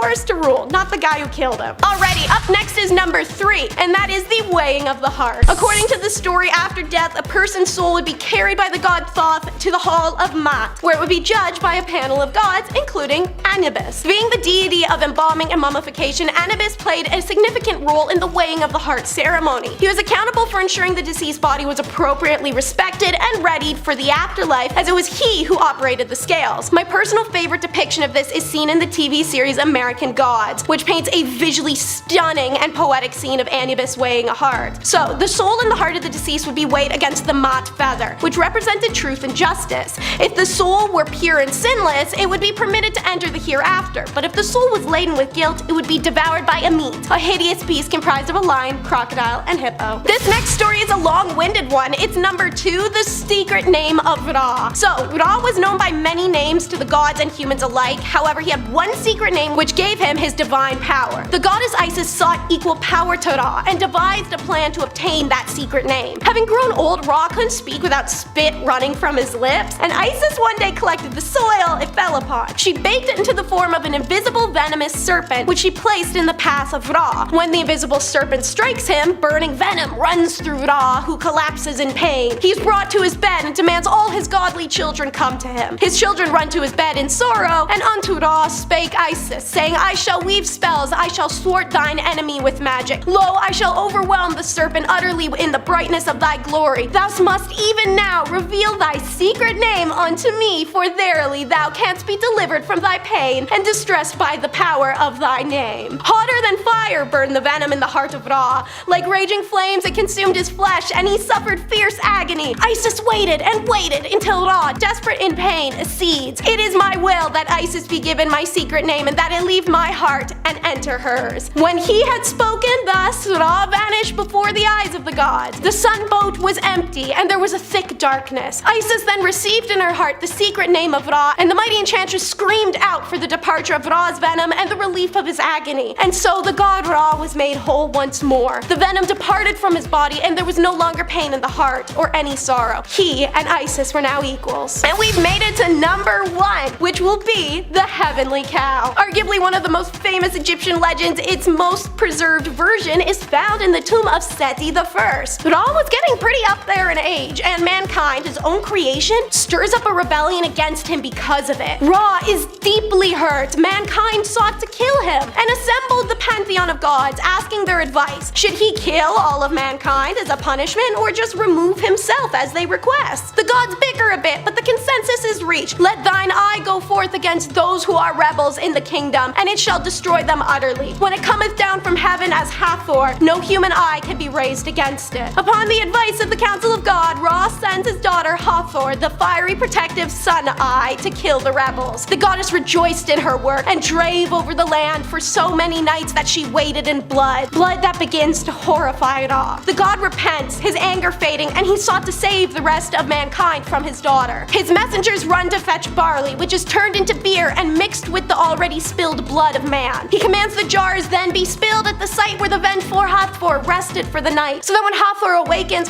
her heart is made glad. She stooped down and in her literal bloodlust began to drink eagerly, not knowing the red fluid was not blood but beer. By the time she finished, Hathor was too drunk to pay heed to any of mankind and returns to the palace to be with family as they ask her to. Ra, however, is now far too weary to remain among men. He settles down with that family and shares the news of his earthly departure for the sky and calls upon his father Nu and the goddess of the heavens Nut to aid him. Nut takes the form of the celestial cow and ascended up, carrying Ra to become the son of all earth. Number 10.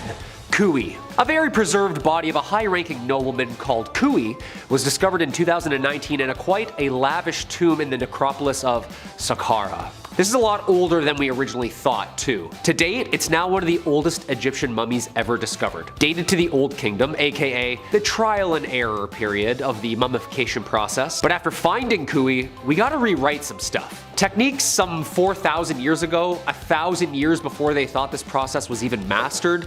I'm talking fine linens, quality resin, and of course, a full mummification process. This wasn't thought to have been used for at least like another 999 years. Salima Ikram, head of Egyptology at the American University in Cairo, said, quote, "Books about mummification and the history of the Old Kingdom will all need to be revised." Sounds like the first 4 minutes to a banger Nicolas Cage movie to me, doesn't it? Number 9.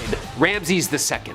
As always, if you did what we do here, make sure to Hulk smash that like button or leave us a comment down below. Ramses II, aka Ramses the Great, the third pharaoh of the 19th dynasty and considered one of the greatest ever.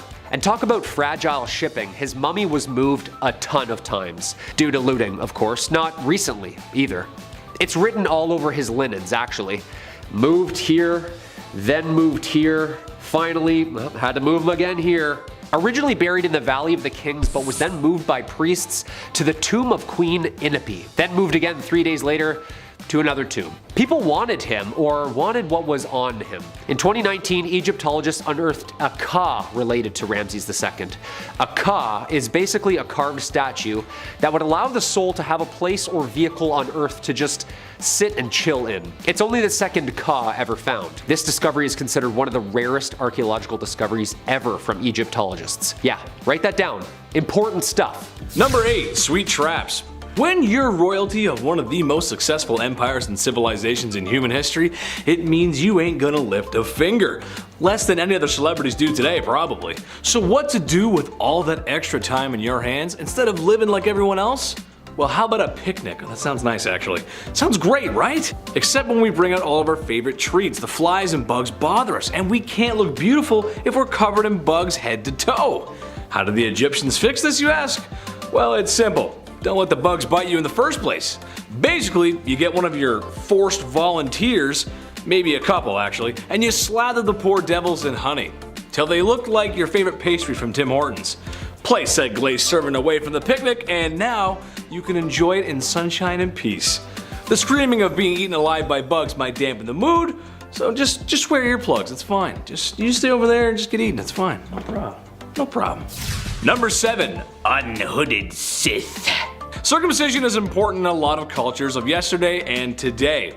Now at this channel, my job is to come out here every week and make you laugh. So to the men out there who still have their Jedi robes, imagine every day of your life you got sand in places that sand shouldn't be. Anakin Skywalker's worst nightmare, and honestly explains why he hates sand so much. But perhaps one of the reasons Egyptians used this hygiene service was to stop sand getting in their wiener's one-eyed bandit. There's no showers, nothing to really get it out once it's in there. That's no good. I guess you could take a dip in the Nile River, but there's too many crocodiles in there, and who has the time to jump in the Nile River when they're busy being forced to build large structures that will stand the test of time? So you better line up, fellas, or be cursed to feel like Anakin Skywalker for the rest of your life. The prequel one too, not the cool animated one, the one that whines a lot. That one. You don't want to be that one. Number 6, nice dentist. Turns out not all Egyptian dentistry is completely awful. It turns out they may have come up with the first toothbrush. Other civilizations had examples of one too, so it's hard to tell exactly, but the Egyptians had one. But one thing they did have over everyone else were Tic Tacs, or breath mints actually. Honestly, this makes a lot of sense. Imagine it was Valentine's Day, you just walked past a large pyramid. There's sand in places on your body where sand just shouldn't be. When you notice the smell of your breath, and it's something awful. But not to worry, because you purchased breath mints from the market. Yes, that's right. Now smooching with your Egyptian sweetheart can go on without a hitch. The mints were made from nice smelling herbs and mints, sometimes roasted over a fire to form little candies. An ancient Egyptian solution to an ancient Egyptian problem. Kinda like that one actually, kinda nice. Could put a mint in, it's kinda nice. Number 5. What? I didn't have any corn! Austin Powers reference for you. You know the character I'm talking about, I can't say it. Here's a hygiene product that just makes me question life. The very fabric of our existence. Whether it was the Big Bang or the almighty creator, there's just no way this was ever meant to happen. It doesn't make any sense. One day, somebody was walking along the Nile River and was unfortunate enough to step in crocodile droppings. Now, most people would say gross and move on. Oh, no, not the people of ancient Egypt. They felt the stinky, squishy unholiness on their feet and said, yes, we must bathe in this. And they did. They took the forbidden mud bath, the brown tsunami, the cesspit of no hope. You can call it whatever you want, really, it's horrible either way you look at it. Supposedly it was meant to keep you young and beautiful. My only question would be, at what point did they realize poo baths were a mistake? Was it when they were smelling it and it was bad? Or was it when it accidentally got in your mouth or something like that and you're just like, oh what, what got that out of my mouth? That's the Scottish Egyptian, in case you were wondering. Number 4, waste removal. This one is kind of a broad stroke, but hear me out. There's no plumbing, no waste removal, and people kind of just go wherever they want.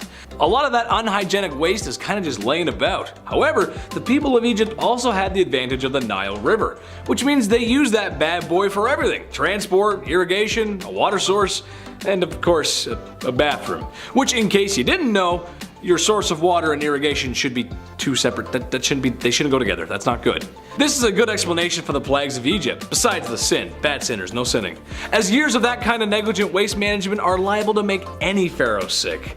Don't mix your water with the poo, don't do that, that's bad, don't do that. Number 3, sunscreen. This should come as no secret to anyone out there, but with my rosy cheeks and fair complexion, I would not do very well in the suns of ancient Egypt.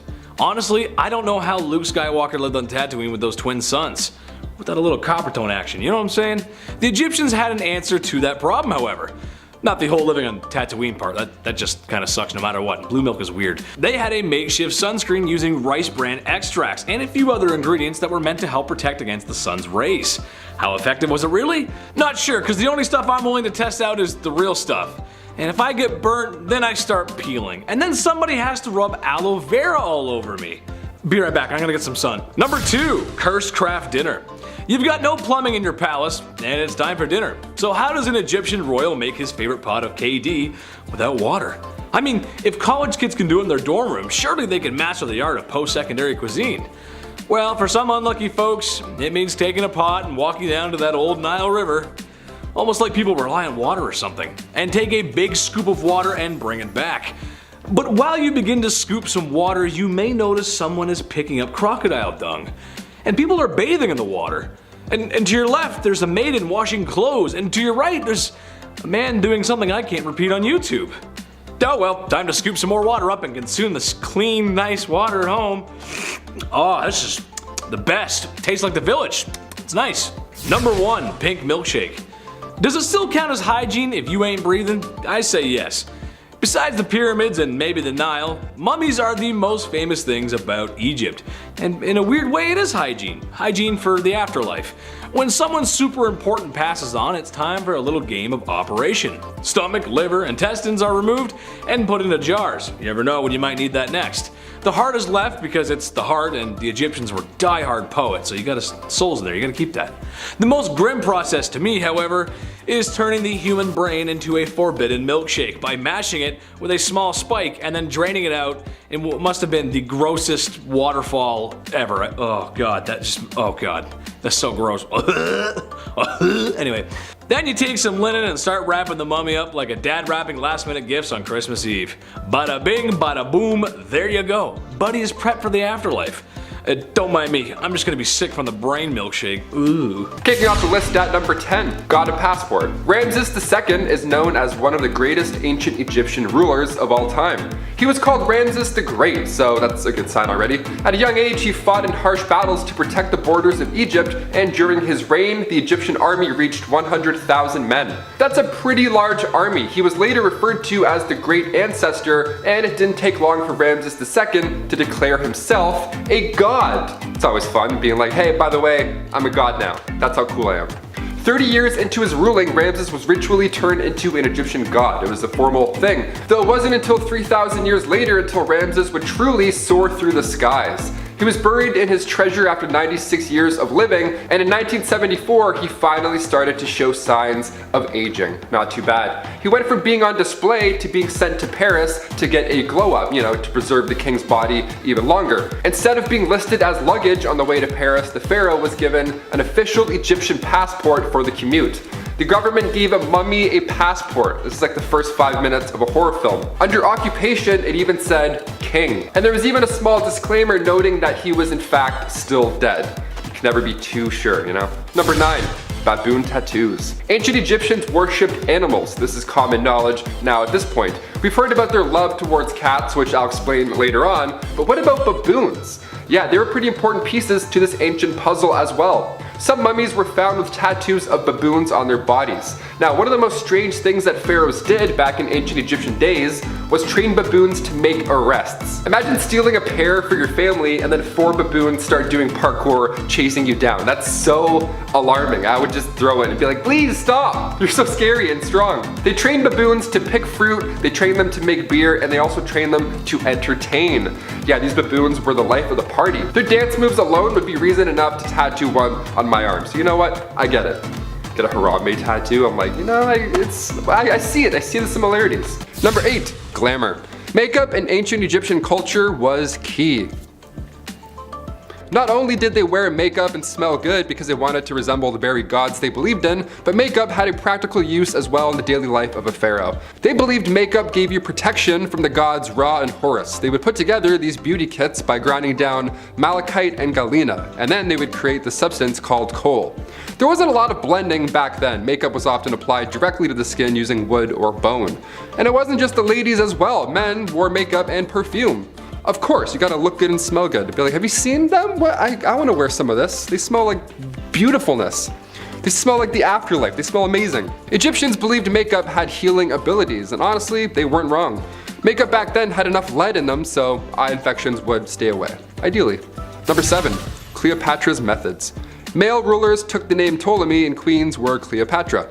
Her lineage runs deep in the heart of Egypt, but Cleopatra, fun fact, she was not actually Egyptian. She was the last Greek ruler of Egypt, and after Alexander the Great's death in 323 BCE, Ptolemy then took over Egypt, which in turn launched this new wave, this dynasty of Greek rulers that lasted centuries.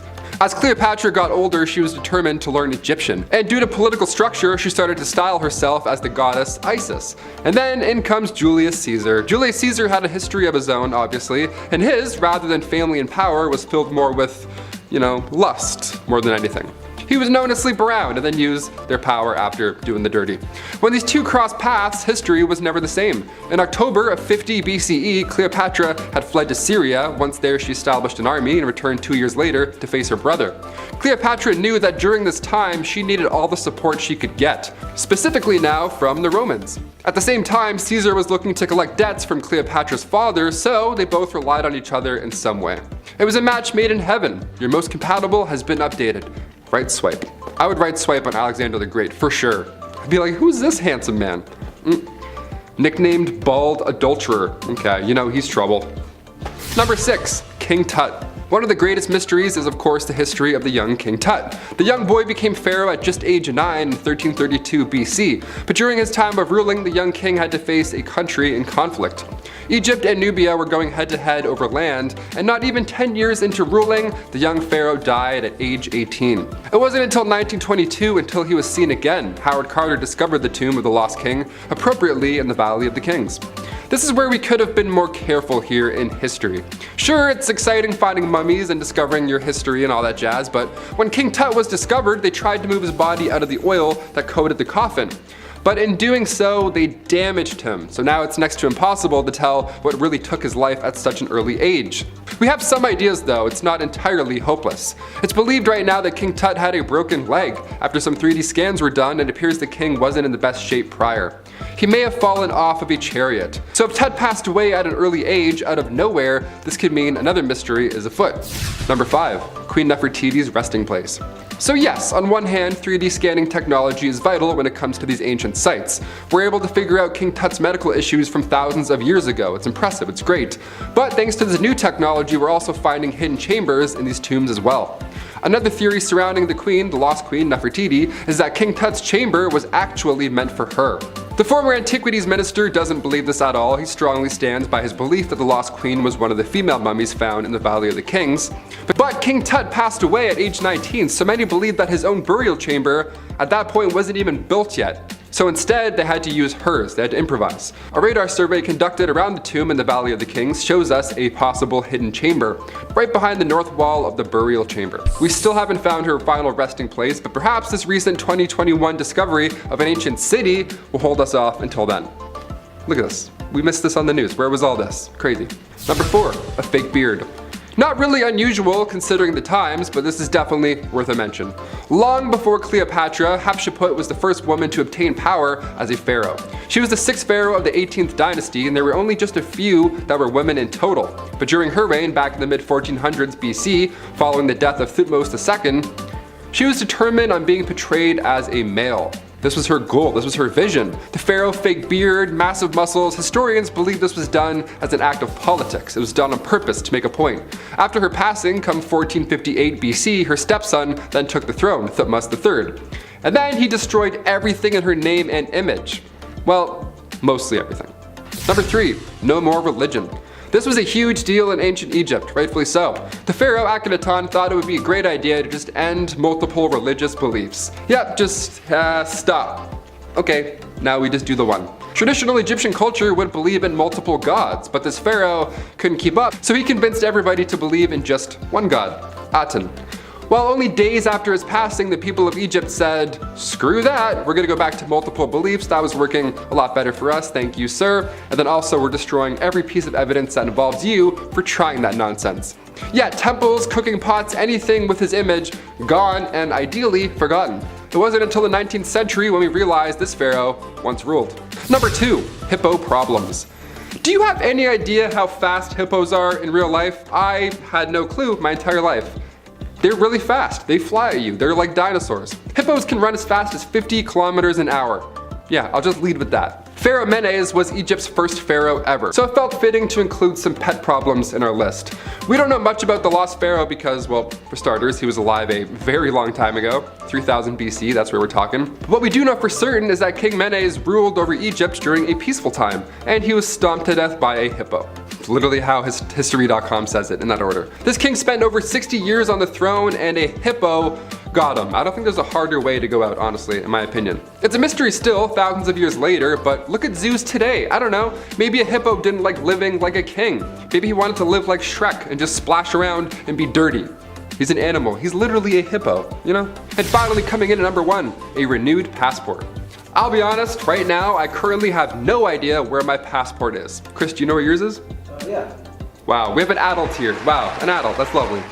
I always panic and search for it 13 hours before a flight. I am the worst to travel with. Passports are important, obviously, and they're a pain in the ass to replace. But did you know you can still get one even if you've been dead for, I don't know, thousands of years? There's a fun fact. Pharaoh Ramses II, one of ancient Egypt's greatest rulers, got a passport back in 1974. Yeah, you heard me. After being exhumed and put on display for so long, it was decided it's time to send the lost king off to Paris to get, a little touched up, being dead that long and all. Now obviously you're not going to list this pharaoh as luggage, that's so rude. So the Egyptian government gave Ramses II his own official Egyptian passport for his commute. On the passport he had his age, his occupation, king obviously, and in case it wasn't clear, it was stated that the king too was deceased. Anyone who's seen The Mummy can obviously, relax at that point. Kicking off the list at number 10, KV 55. Located in the Valley of the Kings in Egypt, Tomb 55, otherwise known as KV 55, was found by Edward Arden back in 1907. It was discovered right next to King Tut's tomb, and the reason we call this tomb by a number rather than name is because we really don't know who was inside it yet. Even the walls outside of the tomb, they aren't covered with any hieroglyphs to tip us off or give us any hints. It's just bare, which is kind of eerie. As you walk down the 20 steps towards KV 55, you'll notice markings on the entrance, markings that show that the entrance was widened since it was first cut, along with its ceilings being raised higher. So whatever was in there needed the room. The only hint as to who was buried remains on the walls. One hieroglyph remains, and it was discovered in 1907, and it translates to, "The evil one that shall not live again."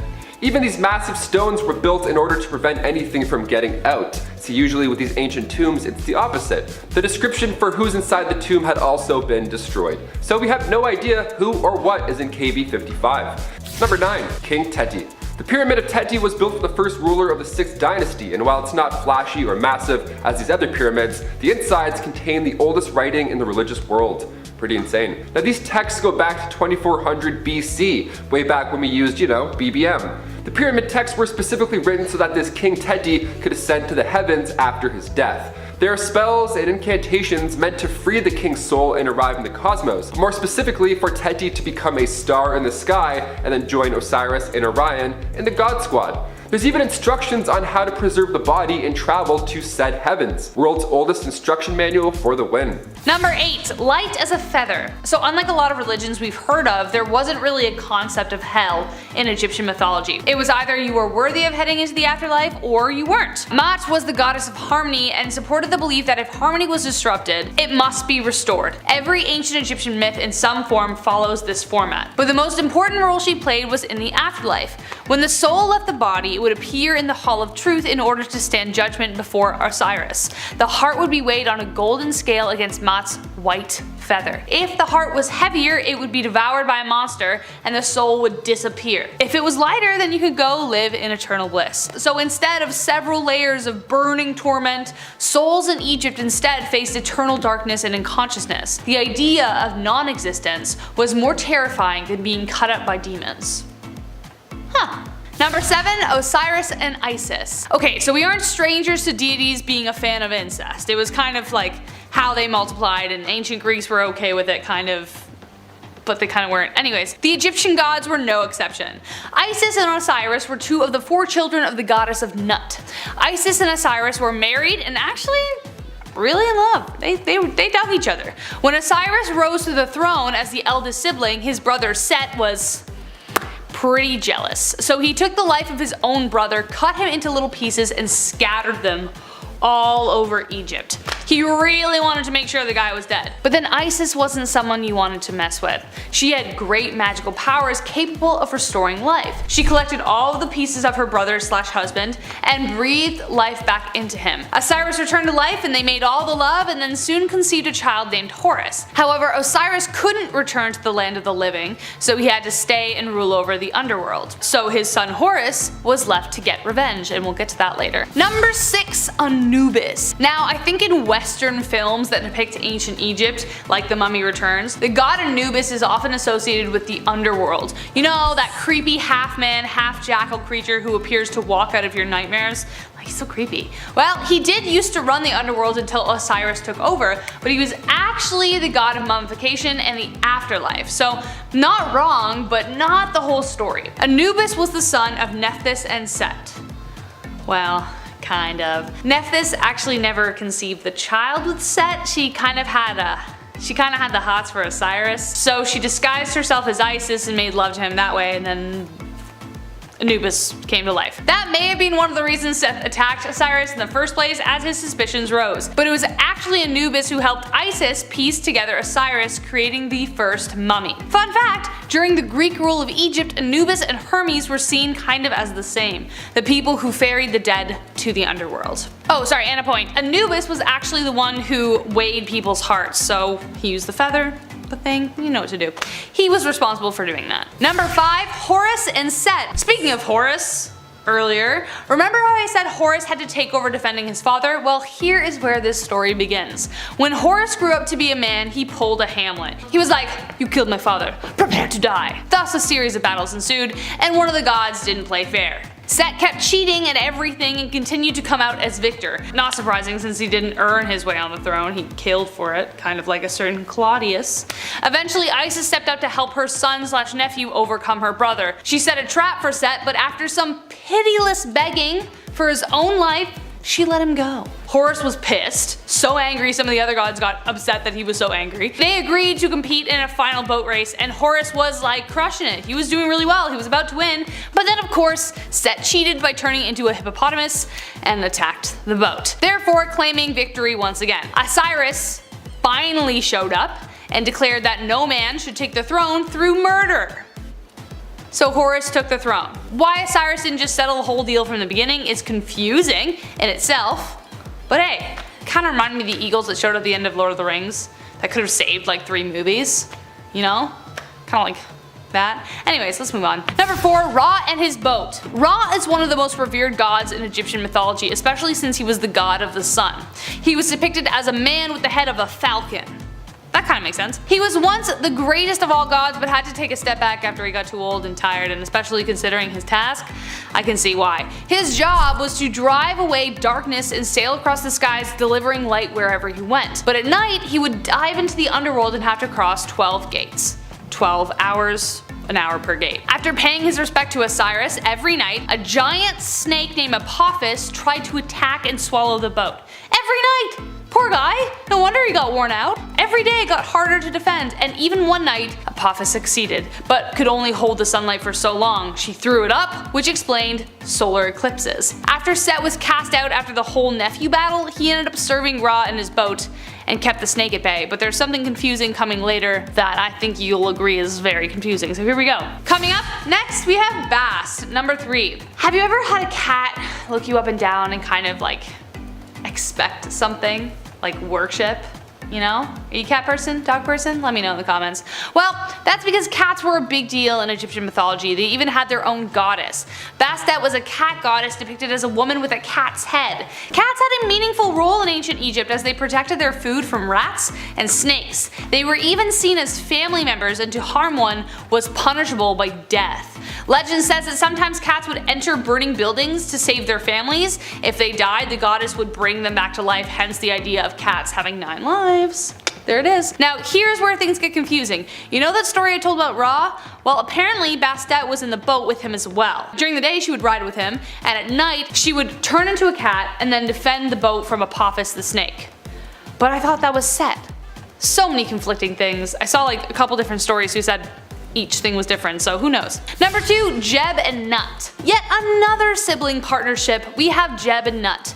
They fell deeply in love and could never be separated. They were that couple who would like constantly be like, oh my god, stop, right next to each other at dinner, you know what I mean? Jeb was the god of the earth and Nut was the god of the sky. A previously mentioned god, Atum, found their union inappropriate, so he pushed Nut into the sky far away from Jeb. He just didn't like being a third wheel. Jeb and Nut were close enough to see each other, but could never hold each other again. And she gave birth to Osiris, Isis, Set, and Nephthys. Some say Horus too, but I don't think that's true. Number 1, the treasure thief. Okay, I don't know how I feel about this story, okay? This doesn't really feel like harmony is in balance, but anyways. The treasure thief ends in a way I really didn't expect, and I'm not sure you will either. Long ago, a great pharaoh with a wealth of riches decided to build a pyramid in which to keep them safe. One of the builders was wise to his plan and decided to find a way to claim them for himself. He built a stone vault with a hidden entrance covered by a slab so he could get to the riches. But unfortunately, he fell ill before he could return, so he told his sons of his plan. The sons headed to the pyramid in the dead of night, following their father's order. But, unbeknownst to them, the pharaoh had laid booby traps and one brother was caught in one. Not wanting to be found or interrogated, revealing his other brother, he told his brother to chop his head off. Ugh, that he did. Loyalty? I don't know. The pharaoh, upon finding the body, hung it up in the town square in the hopes of like weeding out whoever's it belonged to. But the other brother, being so clever, got the guards drunk and stole back his brother's body in the dead of night. The pharaoh was like, I'm not even mad, I'm just impressed. He gave the thief a pardon, summoned him to the square, and gave his daughter to marry him. Yeah, dude, you tried to steal my jewels? Don't worry about it. Have my daughter, because you're so talented at your job.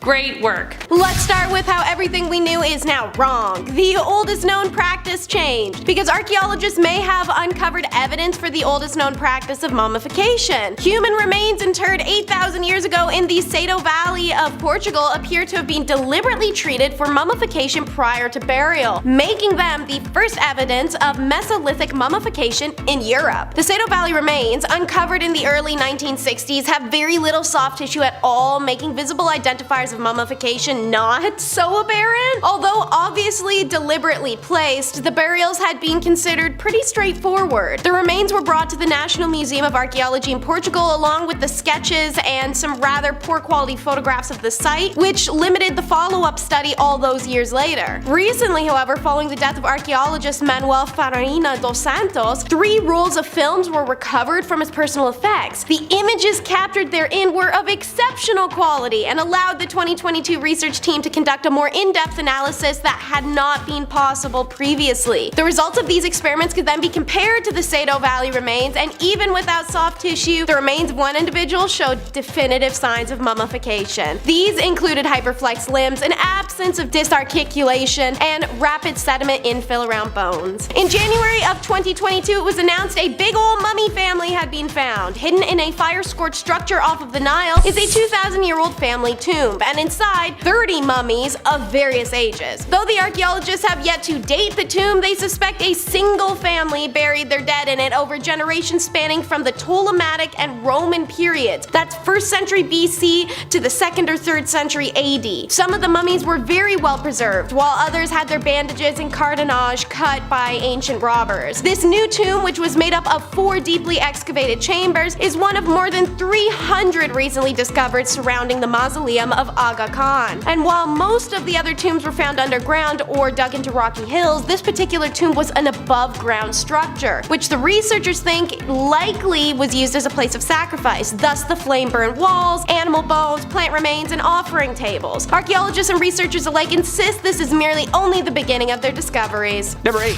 King Tut. We can't just blow by this list without the scariest event of all. The tomb of Tutankhamun was discovered in 1922 in the Valley of the Kings, led by Egyptologist Howard Carter. Tut's tomb was hidden by debris, luckily, therefore it never got looted throughout the centuries. More than 5,000 objects were found, including the infamous King Tut himself. Egypt, now a part of the British rule, gave a feeling of national pride back then, strengthening pharaohism and gluing Egypt's ties to this now ancient world. The publicity surrounding the excavation intensified when one of the founders actually died of an infection, giving rise to the infamous cursed tomb. But then a couple of other discoverers just started dropping dead and everyone was like, oh yeah, so that's what cursed means, huh? It says do not open right here, I see that now, gotcha. Number 7. John Wilkes Booth. Okay, so mummies are usually tied with Egyptian ritual and historical burial purposes, but it wasn't just them though. It's pretty common to preserve a body. John Wilkes Booth was famous for a couple of things. First off, he was one of the world's greatest actors, a true thespian, and of course, a prolific American presidential assassin. Yeah, he shot Lincoln, so. Apparently, he escaped the manhunt, which then apparently toured the US as a mummified version of himself. Wait, what? In 1903, a drifter named David E. George locked himself in a hotel, taking his own life by ingesting a lethal amount of arsenic. According to the news report, George made a confession. I am not David E. George, I am the one who killed the best man that ever lived. I am John Wilkes Booth. The embalmed body was soon fought over, and beginning in 1937 and continuing all the way into the 1950s, the mummy was part of Jay Gould's $1 million circus. Yeah, traveling with elephants, acrobats, and high dive dog acts all around the world. According to a PBS report, the mummy itself was actually last seen in the 1970s and maybe in the hands of a private collector. Dude, people are sick. They'll buy and sell literally anything for money and clout. Like, I don't get it, dude. Just like buy and sell Pokemon cards or something, you know? Number 6, Nicostratus. A large unknown Greco-Roman tomb was just found this year and excavated in Aswan in South Egypt. An Egyptian-Italian mission led by Patrizia Piacentini, professor of Egyptology and archaeology at the University of Milan. What makes this discovery so cool is the mummies that were discovered. This massive Romanized tomb located in the Aga Khan Mausoleum found archaeological treasures including offering tables, stone panels littered in hieroglyphics, and one large beautiful copper necklace engraved in Greek scripture with the name Nicostratus on it. The room is overlooked by 4 burial chambers dug deep into the rock where a beautiful terracotta sarcophagus lay. The architecture alone is puzzling, let alone these mysterious high-order young adults that were mummified here. Early studies have indicated so far that the grave includes bodies from more than one family, so the mystery question: who was this Nicostratus? Who was he? And who are these unrelated followers that followed him? Number 5, tattoos. Okay, so who was the first? We see them everywhere. I don't have any myself, but every which way you look, somebody's tatted head to toe. So who was the first one? Well, a mummy known as the Gobelin Man A pushes evidence back about 1,000 years. The oldest tattoos were once thought to belong to a South American Chinchorro mummy who had a mustache tattooed onto his face. It was initially thought that he was the oldest specimen of ink. Then, an ancient princess was found in Siberia. She holds one of the most well-preserved tattoos ever found on a body. Princess Ukok, a Scythian ruler who sadly died of breast cancer around 3,000 years ago. Her body was inked up so heavily and she was buried next to 6 horses, indicating that she was of high royalty. But in 1991, the oldest mummy ever found still holds the Guinness World Record for the oldest tats. Like, 5,000 years old. Otzi the Iceman reps 61 tattoos over his entire body, mostly lines that researchers think was either medicinal or therapeutic. Several needles were tied together and the skin was pricked stick and poke style with ink made from wood smoke and milk. Mix them together, rub them all over the wounds, and voila, Travis Barker. Number 4, the Lady of Cow. Speaking of being tatted head to toe for reasons we're still unsure of, the Lady of Cow. She was discovered in 2006 by a team of Peruvian archaeologists in the El Brujo Archaeological Complex in northern Peru, led by Regulo Franco Jordan, one of the National Cultural Institute of Peru. The mummy, which is heavily tattooed head to toe and wrapped in many layers of cloth, was found with a ton of ceremonial items, pottery, weapons, and jewelry. The remains of a second young woman were found as well, and researchers think it could have been a sacrifice, signifying this woman was a ruler of many. Modern autopsy reveals that they were in their mid-20s and died of complications due to pregnancy. They think she died somewhere around 450 BCE, and until they found her, researchers were almost certain that only men held high standing in their culture and power, and that women of this status should never have existed. Well, rewrite them, boys, because Beyonce said it. Who run the world? Girls. Boom. Right there. Evidence, sacrifice, tattoos. Come on. Number 3, killer crocs. In 1899, archaeologists funded by the University of California benefactor Phoebe A. Hearst found hundreds of crocodile mummies on an expedition to northern Egypt. 19 mummified crocodiles are part of the Egyptian collection at the Phoebe A. Hearst Museum of Anthropology at UC Berkeley. These things were a constant threat to ancient Egyptians, and there were a lot of them. Some tomb walls are even decorated head to toe with scenes that show herdsmen performing magical spells to ward off crocodiles before they cross the Nile on wooden boats. It was such a big problem every August when the Nile would flood that there were croc priests who would spend all day mummifying and offering them to the gods. Apparently, the Dutch National Museum of Antiques unwrapped and scanned a 3,000-year-old croc mummy, which were actually 50 little crocodiles positioned in a way to make it look like a giant croc. Like a croc within a croc. And not just them too. The cat-faced goddess Bastet would receive mummified cats while baboons were offered to Thoth, the god of wisdom. Animal mummification was so popular that it became a thriving industry. In one catacomb complex, Egyptologists think there could be as many as 70 million mummified animals crammed into like 30 small rooms. Different times, man, different times. Number 2. Chinchorro mummies. On the sandy dunes of the Atacama Desert, the Chilean port city of Arica, bordering Peru, was home to the Chinchorro people. In July, the United Nations Cultural Organization, UNESCO, added hundreds of well-preserved mummies to its World Heritage List. The Chinchorro mummies. First documented in 1917 by German archaeologist Max Uhl, who had found some of the preserved bodies actually on a beach. Radiocarbon dating eventually showed that the mummies were more than 7,000 years old, more than 2 millennia older than the more widely known Egyptian mummies. The earliest one, the Achaman, dates to 7020 BCE. They discovered their process of 3 stages. The black technique was to take the deceased person's body apart, limb by limb, treating it and then reassembling it all in like a Mr. Potato Head style. Then, the red technique, which made incisions above the shoulders to remove all internal organs and dry the body out. And finally, the mud coat. Basically, caking the body in a mixture of clay and gypsum in a last coat seal. Then they'd wrap you up. And using sticks to mold and hold a cast of a person's shape, this process was, well, this. Researchers think that Egyptians were like, oh, that's how you do it. I see what the, okay, perfect. I'm just gonna go over there and do that. And number 1, Saqqara mummies. In 2019, just 20 miles south of Cairo on the Nile's west bank, there lays a field mixed of sand and earth that make up the ancient site of Saqqara. It's the oldest building known to humans. Like old.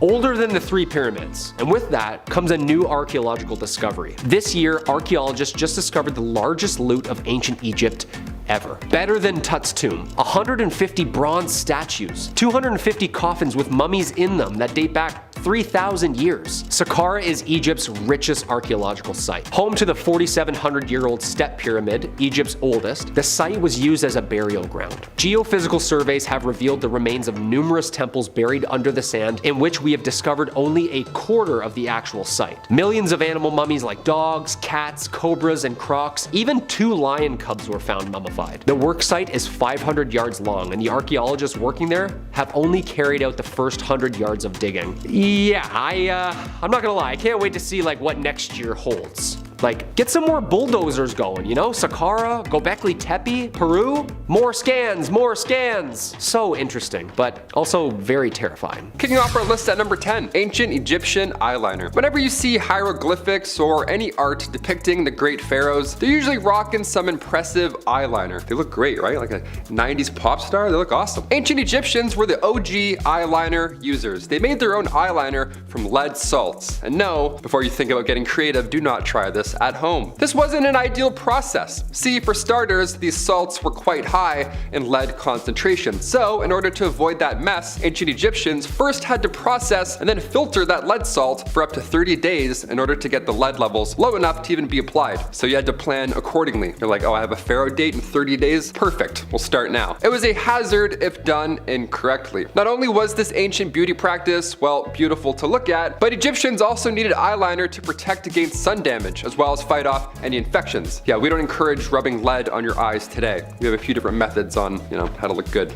I think. None of them include lead, hopefully, ideally. Number 9, hair gel. Back in my day, in high school, I had to use Dippity-Doo Extra Hold hair gel. Yeah, I showed a scale on the side. I always got the 5 out of 6 hold. That was good. 6 was too much. Nobody ever did the full 6. That's crazy talk. But in ancient Egypt, we didn't have styling spiking glue and blasting free spray by DJ Pauly D. No, we have that today, unfortunately, but back then, a little different. Back then, ancient Egyptians loved styling their hair, but again, before DJ Pauly D was born, what is a pharaoh to do? If the Great Pyramids are any indication, they knew something that we didn't. Ancient Egyptians knew how to keep their hair in one place all day long. And that heat too, how do you do it? My curls? I'm jealous. Their hairstyling gel was made with shea butter and coconut oil. But more often than not, they would replace coconut oil with almond oil. So this was a completely natural and strengthening styling gel. Cut to today, we have whatever that is. Psst, ice spray. That's awesome. DJ Pauly, psst. No. Number 8, ahead of their time. Ancient Egyptians just may have been ahead of their time and didn't know it. The Egyptians had tons of different herbs, plants, and methods for treating all kinds of ailments. Their alchemy skill was maxed out. I never did that. However, one method they came up with may have been helping more than they thought. A porridge mixture that was boiled down that contained tetracycline, which, just in case you didn't know, is known as an antibiotic. This would have been very helpful for the time, as a scrape on the knee could be the difference between living and, well, not living. While this was being used, it's unsure if the Egyptians really knew why this method worked. We doubt they understood the finite details of antibiotics, and I'm not going to stand here and pretend that I do either, because I don't. Number 7. Tales from the Crypt Keeper. You didn't think I was going to talk about mummies and not talk about how they make them, right? Hold on to your spittoons, this is going to be a rough one. Okay, so we all know that when we pass on, our bodies begin to decay and break down. The Egyptians knew this, so they would have to be one step ahead if they were to have the king pickled in time for the afterlife. Well, first things first, the brains? They gotta go. They would remove the brain with a large spike and sort of mash it up there and well, then they drain the contents from the nose, which that is just disgusting. Stomach, colon, and lungs, well, those won't be needed in the afterlife either, so they gotta go too. But the heart stays though. That's where the soul is. The king was then dried out with mounds of alkaline salt in the world's best beef jerky impression. Afterwards, oils were rubbed into the skin and eventually a resin was applied to aid in the linen wrap sticking to the body, making for that distinct Tupperware brand airtight seal. The pickled king was wrapped numerous more times just to be safe, and then, if he was OG enough, placed into a sarcophagus, and if you're really cool, you'll get your own room full of gold and treasures, and your pet Whiskers, which is a cat, and be mummified because, well, you need him in the afterlife too. That is one heck of an undertaking process. And to be fair, it kinda worked, because there have been a few mummies recovered from Egypt, and they're in amazing condition, considering the age, of course. Number 6, a little off the top. Okay, without the comment section oversharing here, some people have had circumcisions and some haven't. It's a part of life, okay?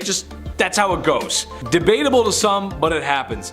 This was a common practice in ancient Egypt, claimed to be for hygiene reasons. However, there's something a little bit different about their process. See, today it happens when you're a baby. A strange man comes in the room, and he cuts what he has to cut. L'chaim, it's done. There it is. That's it. It's over. Egyptians waited a little longer, however, closer to the age of 12 or 13. Can you imagine just chilling in the field one day, and then some strange dude grabs you and slaps you down on the table and makes a withdrawal from you to meat and veg? I talked to the chief today, and he just said that's not it. Don't do that. Number 5, bloodletting. The practice of bloodletting was common all over the world, but it may have gotten its start in ancient Egypt. It's a quite simple procedure, really. Black bile out of whack? Lose some blood. Can't stop coughing and sneezing? Drain some blood. Been possessed by demons and now they curse and haunt you as they run up and down your bloodstream? Drain some blood. The question is, however, was this really helping? The short answer, no. No, it wasn't. Besides feeling lightheaded and going pale, this didn't really achieve much, since the days of old were filled with all kinds of other ailments that would easily end someone's life before the spooky demons running up and down someone's bloodstream ever would. I don't feel good. Oh, we better bleed Grandpa again. I don't know, like what? Number 4, plastic surgery. Hey, there's nothing wrong with a little cosmetic surgery. I for one feel that if it'll make you feel better, go for it. Feel better about yourself. Do it. I don't think there's any shame in that. It's been around for a long time, so long that ancient Egyptians might have come up with the first nose jobs. Obviously not like the ones today, but they were knowledgeable in surgeries. After all, you open the chest cavity of a dozen kings and you jot some stuff down on some papyrus, you learn a thing or two. More interesting than shaving down your own beak, however, was their implementation of the prosthesis limbs. Yes, all the way back then. One mummy was actually found with a fake toe. When tested in the modern day with period-accurate sandals, it proved to work quite well and moved more efficiently than first thought. Again, for the time, this was pretty advanced. Number 3, the Ode of the Nile. Imagine people working all day in the blistering sands of Egypt, where the sun beams down on you like, well, the sun in the desert, lifting massive rocks and carving them to shape. I don't know about you guys, but I would be sweating. And that also means I wouldn't be smelling too fresh, resembling that of a high school locker room. Yuck. Well, the Egyptians knew this was an issue, so they came up with what was probably the first underarm deodorant, using nice herbs and other items that had pleasant aromas, and stuck them where the odor was coming from. In your armpits. I just know that after a long day of hard labor in the sun, I would need more than cinnamon sticks and lavender to tame the odor of my sweaty lumberjack armpits. That's just how it goes. Number 2, the Egyptian Brazilian. The 70s have come and gone, and a popular trend today is to be hairless. everywhere. Even in places where you didn't think it was possible to grow hair when you were younger. Egyptians took it upon themselves to remove all their hair. Well, at least most of it. Not because the Nile River had nice beaches, but because of lice. Oh, yuck. While not an exact cure for the itchy bugs that plague schools across America, it did seem to help. And if you've ever had lice before, you know how bad that sucks. I had them once. It was the worst. Cut my hair, shape my head. Lots of baths. It's no fun, man. Too cute for that. I don't want that. Number 1, Wario breath. Wow. Okay. It makes sense that Egyptians would come up with breath mints and mouthwash. They fed their laborers diets of foods that contained a lot of onions and garlic. Sure, I'm just like everyone else who cooks. And when the recipe asks for 1 onion, maybe I put in 2. When it asked for 2 cloves of garlic, maybe I put in 4. You gotta love that flavor. It was thought that they help fight off disease, and they were kinda right. However, after eating all that flavor, your breath would be something rancid. So herbs and mints were used to help quell the breath that could peel the paint off of walls. Thank God. Number 10, mummies. This should come as no surprise to anyone, but yeah, mummies.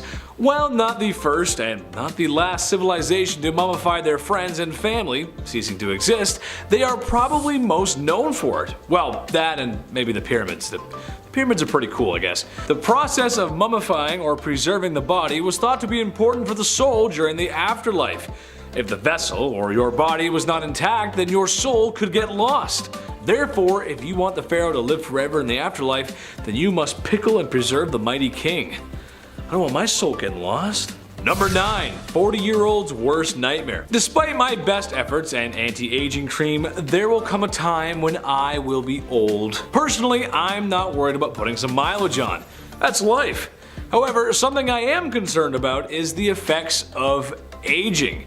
Have you ever just noticed that you ain't as limber as you used to be? You get tired easily. And if you have more than 3 beers, you have to lay down for 3 days. However, something that happens to a lot of men reaching their 40s is a little trouble in the bedroom. This was an issue in ancient Egypt, except sadly, there wasn't a messed up process to fix impotence. I know, right? That's crazy. You thought I was gonna say something weird like wrap a snake around it or something. But no. When in modern times the cute waitress at the golf clubhouse just doesn't get your blood pumping anymore, you could reach for a small blue pill that everybody knows. Egyptians did not possess such luxuries and instead prayed for the Pishadil to work.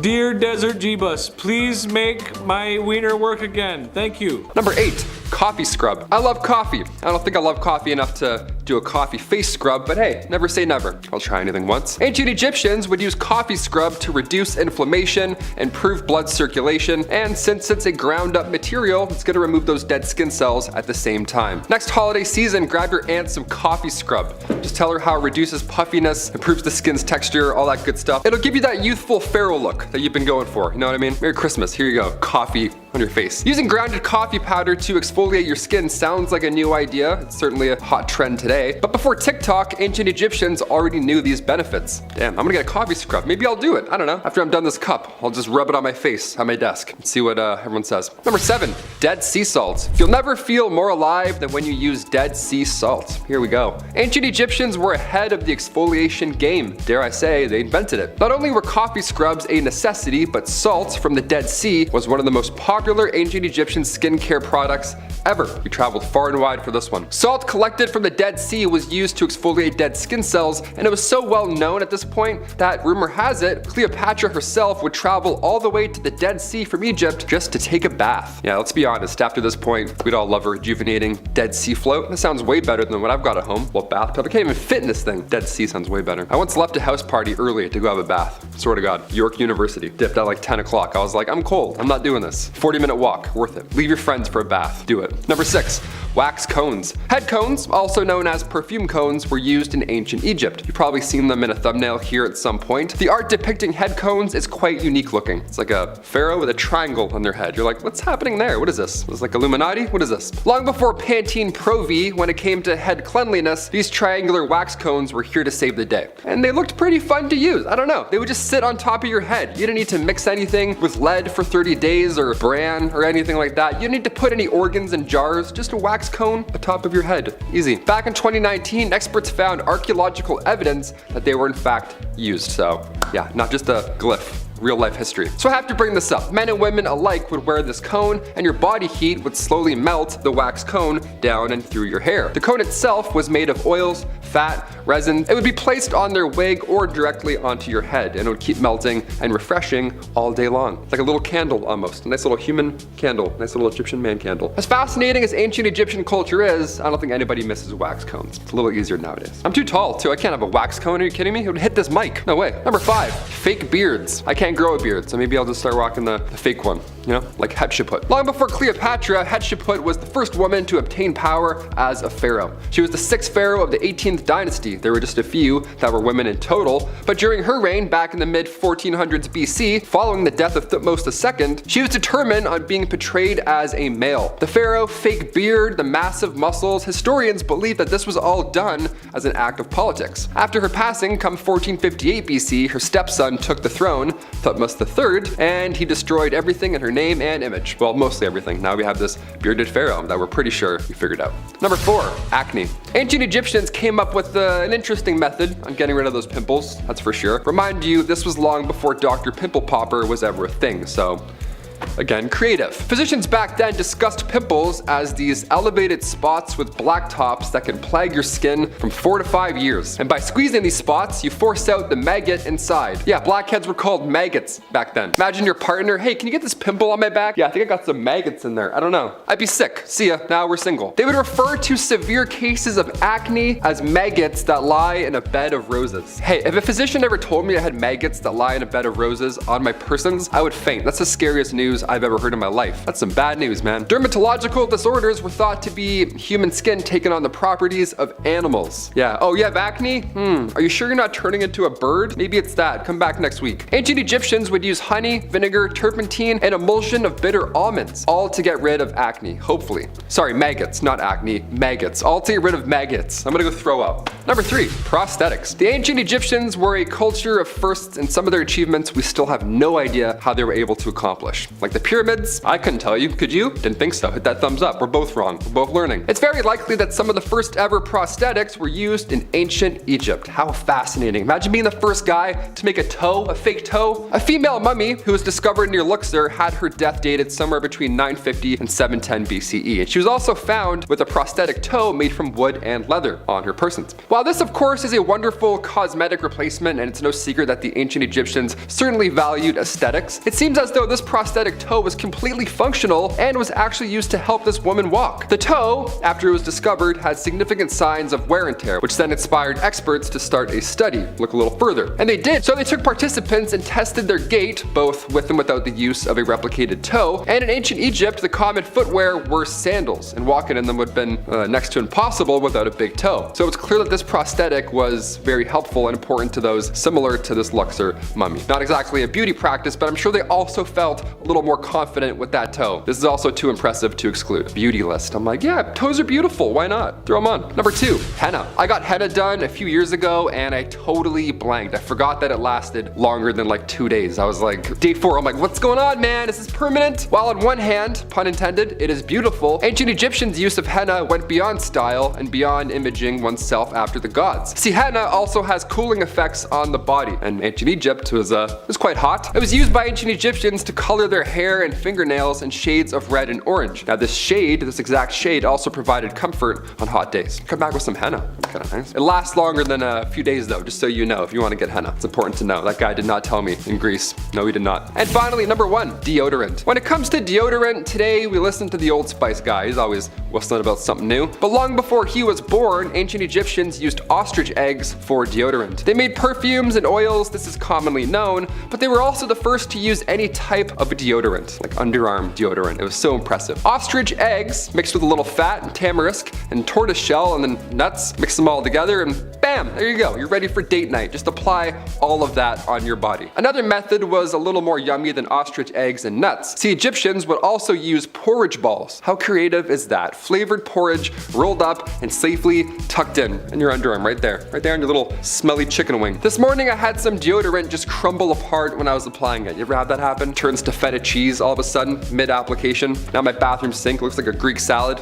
Smells great, but not practical. Might have to go back to the porridge ball method. Who knows? Maybe I have one right now. Maybe that's why I haven't moved this arm the whole time. Who knows? Those are the top 10 ancient Egyptian beauty practices that will freak you out. If you want a part 2, well, it's my job. I'll come back and do it. Let's learn together, shall we? Number 10, overshadowed and the beard. Hatshepsut for a long while was content to play the supporting role among Egypt's royals, but when she decided she wasn't anymore, things took a turn. She was the daughter of Thutmose I and wife/sister to her half-brother Thutmose II. I know, don't worry, I'll address it later in the video, stay tuned. When he died in 1479 BC and left their son as heir, she took on the role as regent to Thutmose III, but she basically just acted as the rightful ruler. As the young king came of age finally, she declared herself Pharaoh. The strangest part was that she chose to portray herself in pictures as a man with a male body and a false beard. She said that the god Amun was her father and insisted that he commanded her to take charge of Egypt. Who's gonna argue with a god, right? But no one could quite explain the issue with the beard. Nevertheless, during her reign, it was a time of peace and prosperity for Egypt. Number 9, Sesostris. Sesostris was one of the greatest military commanders in Egyptian history, who was celebrated for the extent of his conquests. He stretched the kingdom further than anyone before him, but he was not without his quirks. According to accounts by Herodotus, Sesostris left pillars on every battlefield. Along with the usual bragging and boasting of how he won, he would carve into them images of genitalia, like people do on the bathroom stalls, you know? If he thought that his enemy fought valiantly, he carved a. If he thought they didn't put much of a fight, he would carve a. Great. Yeah, that just goes to show what he thought about things. The latter was a sign of disrespect for his subdued enemies, while the other was a sign of honor, like, hey man, you stuck it to me.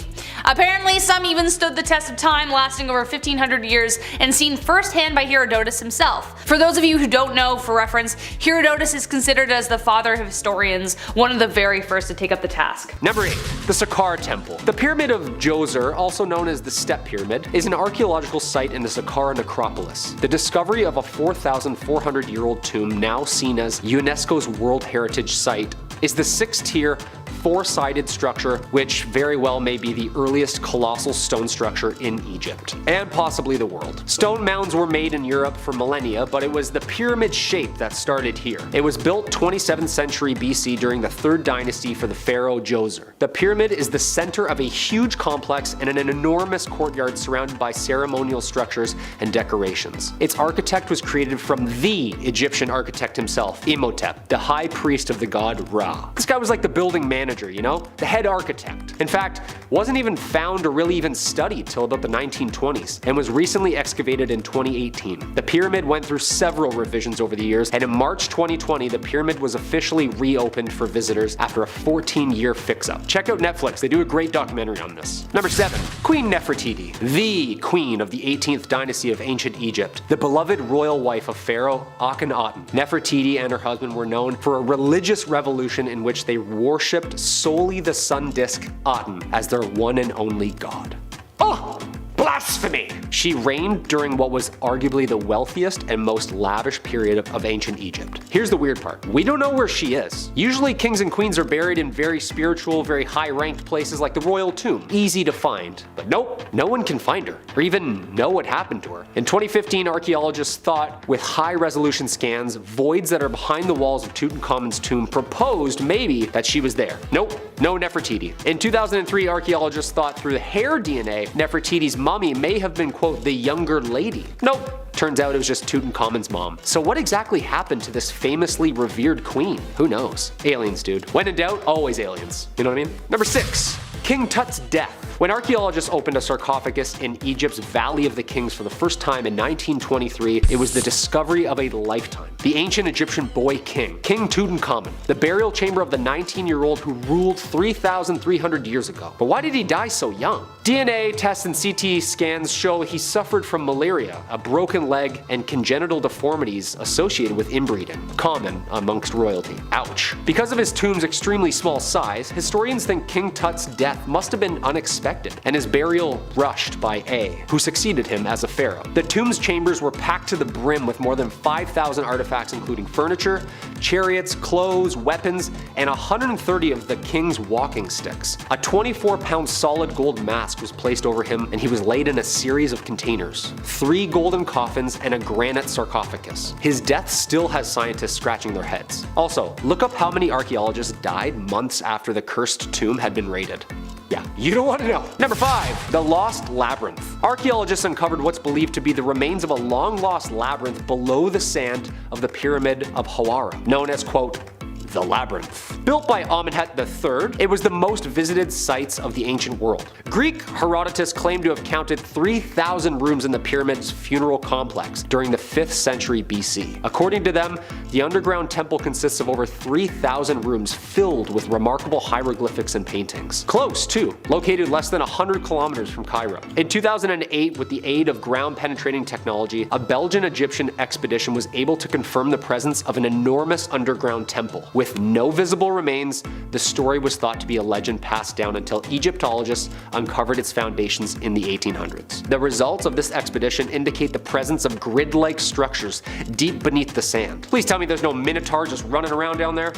Okay. Number 4, the Mystery Queen. Archaeologists have unearthed a tomb of a previously unknown queen believed to have been the wife of Pharaoh Neferefra, who ruled 4,500 years ago. The tomb was discovered in Abu Sur, an old kingdom necropolis southwest of Cairo, where there are several pyramids dedicated to the pharaohs of the 5th dynasty. The name of his wife had not been known until recently. She was Khenta-Khaz, renowned as the mother of 2 Egyptian pharaohs. Khenta-Khaz I is a mysterious woman who ruled in the 4th dynasty and has archaeologists puzzled at her burial complex in Giza. Though rough evidence for ancient Egyptian queens, the remains of this female leader were undisturbed for 2 millennia within the necropolis until its excavation in the late 1930s. Hieroglyphic inscriptions concerning her title had been discovered and subsequently became open for interpretation. Her title was initially regarded to be, quote, King of Upper and Lower Egypt and, quote, Mother of King of Upper and Lower Egypt. So who was this mysterious, powerful figure in ancient Egypt? Who was she? Number 3, the Dendrolites. All these tombs and underground chambers, how the hell did they see anything under there? Well, we really don't know, but we have some sort of direction. These ancient battery-looking light bulbish things could have maybe been the power source. Ancient Egypt seems to be full of keyholes, drill holes, and shafts that are literally impossible without high-powered tools. Most people say aliens, me included, but I also say the Dendera light bulbs. They've been theorized as being some sort of battery. The Hathor temple at Dendera contains several relief depictions Harsumtus in the form of a snake emerging from a lotus flower. The Dendera light is a variation of this motive, showing Harsumtus in an oval container, a snake inside taking a number of humans to lift, and it holds apparent meanings of the start of creation. Look, I don't care what you say, this thing is a light bulb. It's got a filament. And coils? Come on, drill holes? They couldn't have just lit fires underground? The smoke? The heat? I don't think so. Now, a couple of DeWalts.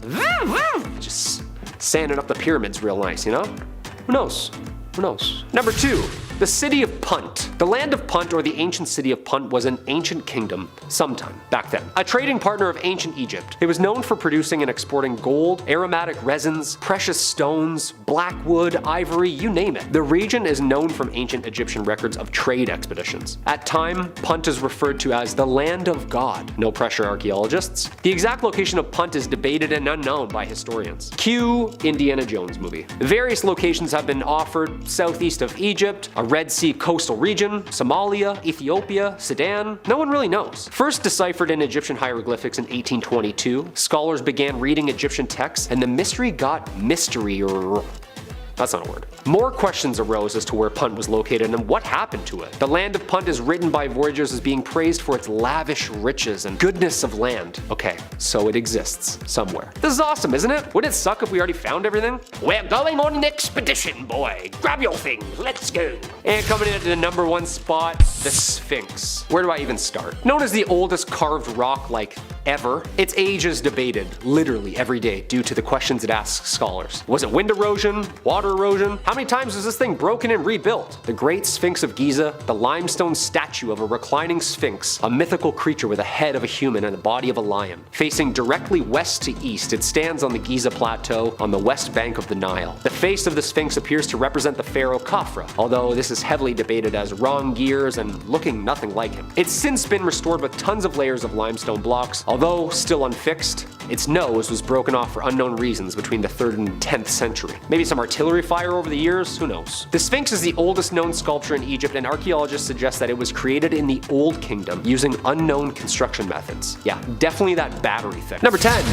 Gold tongues. 140 miles south of Cairo is El Banasa. Archaeologists just found 2 sealed tombs containing the remains of a mystery man and a mystery woman, and an array of clues and, of course, treasures. The sealed tomb and sarcophagi made of limestone included scarab amulets, 4 canopic mummy jars, and more than 400 pieces of pottery and funerary figurines. Yeah, like little guys. The mummy's face was also so well preserved with a perfectly shiny golden tongue still inside his mouth.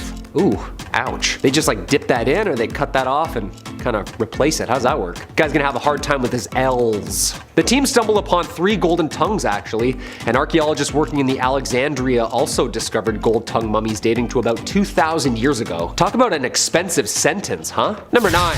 Ginger. As always, if you like what we do here on Bumblebee, throw us a like button, why don't you? Or comment down below. Which one of these creep you out the most? The golden tongues? Dude, it's already got me. The Gibellian pre-dynastic mummies are 6 naturally mummified bodies dating to approximately 3400 BCE, or from the late pre-dynastic period of ancient Egypt. Since 1901, the first body excavated has remained on display in the British Museum. The body, of course, was originally nicknamed Ginger due to its very well-preserved, healthy, shiny red hair. This nickname is no longer officially used, of course, because these are people we're talking about here. After the Human Tissue Act of 2004, the British Museum developed policies for proper treatment of human remains and no longer used nicknames.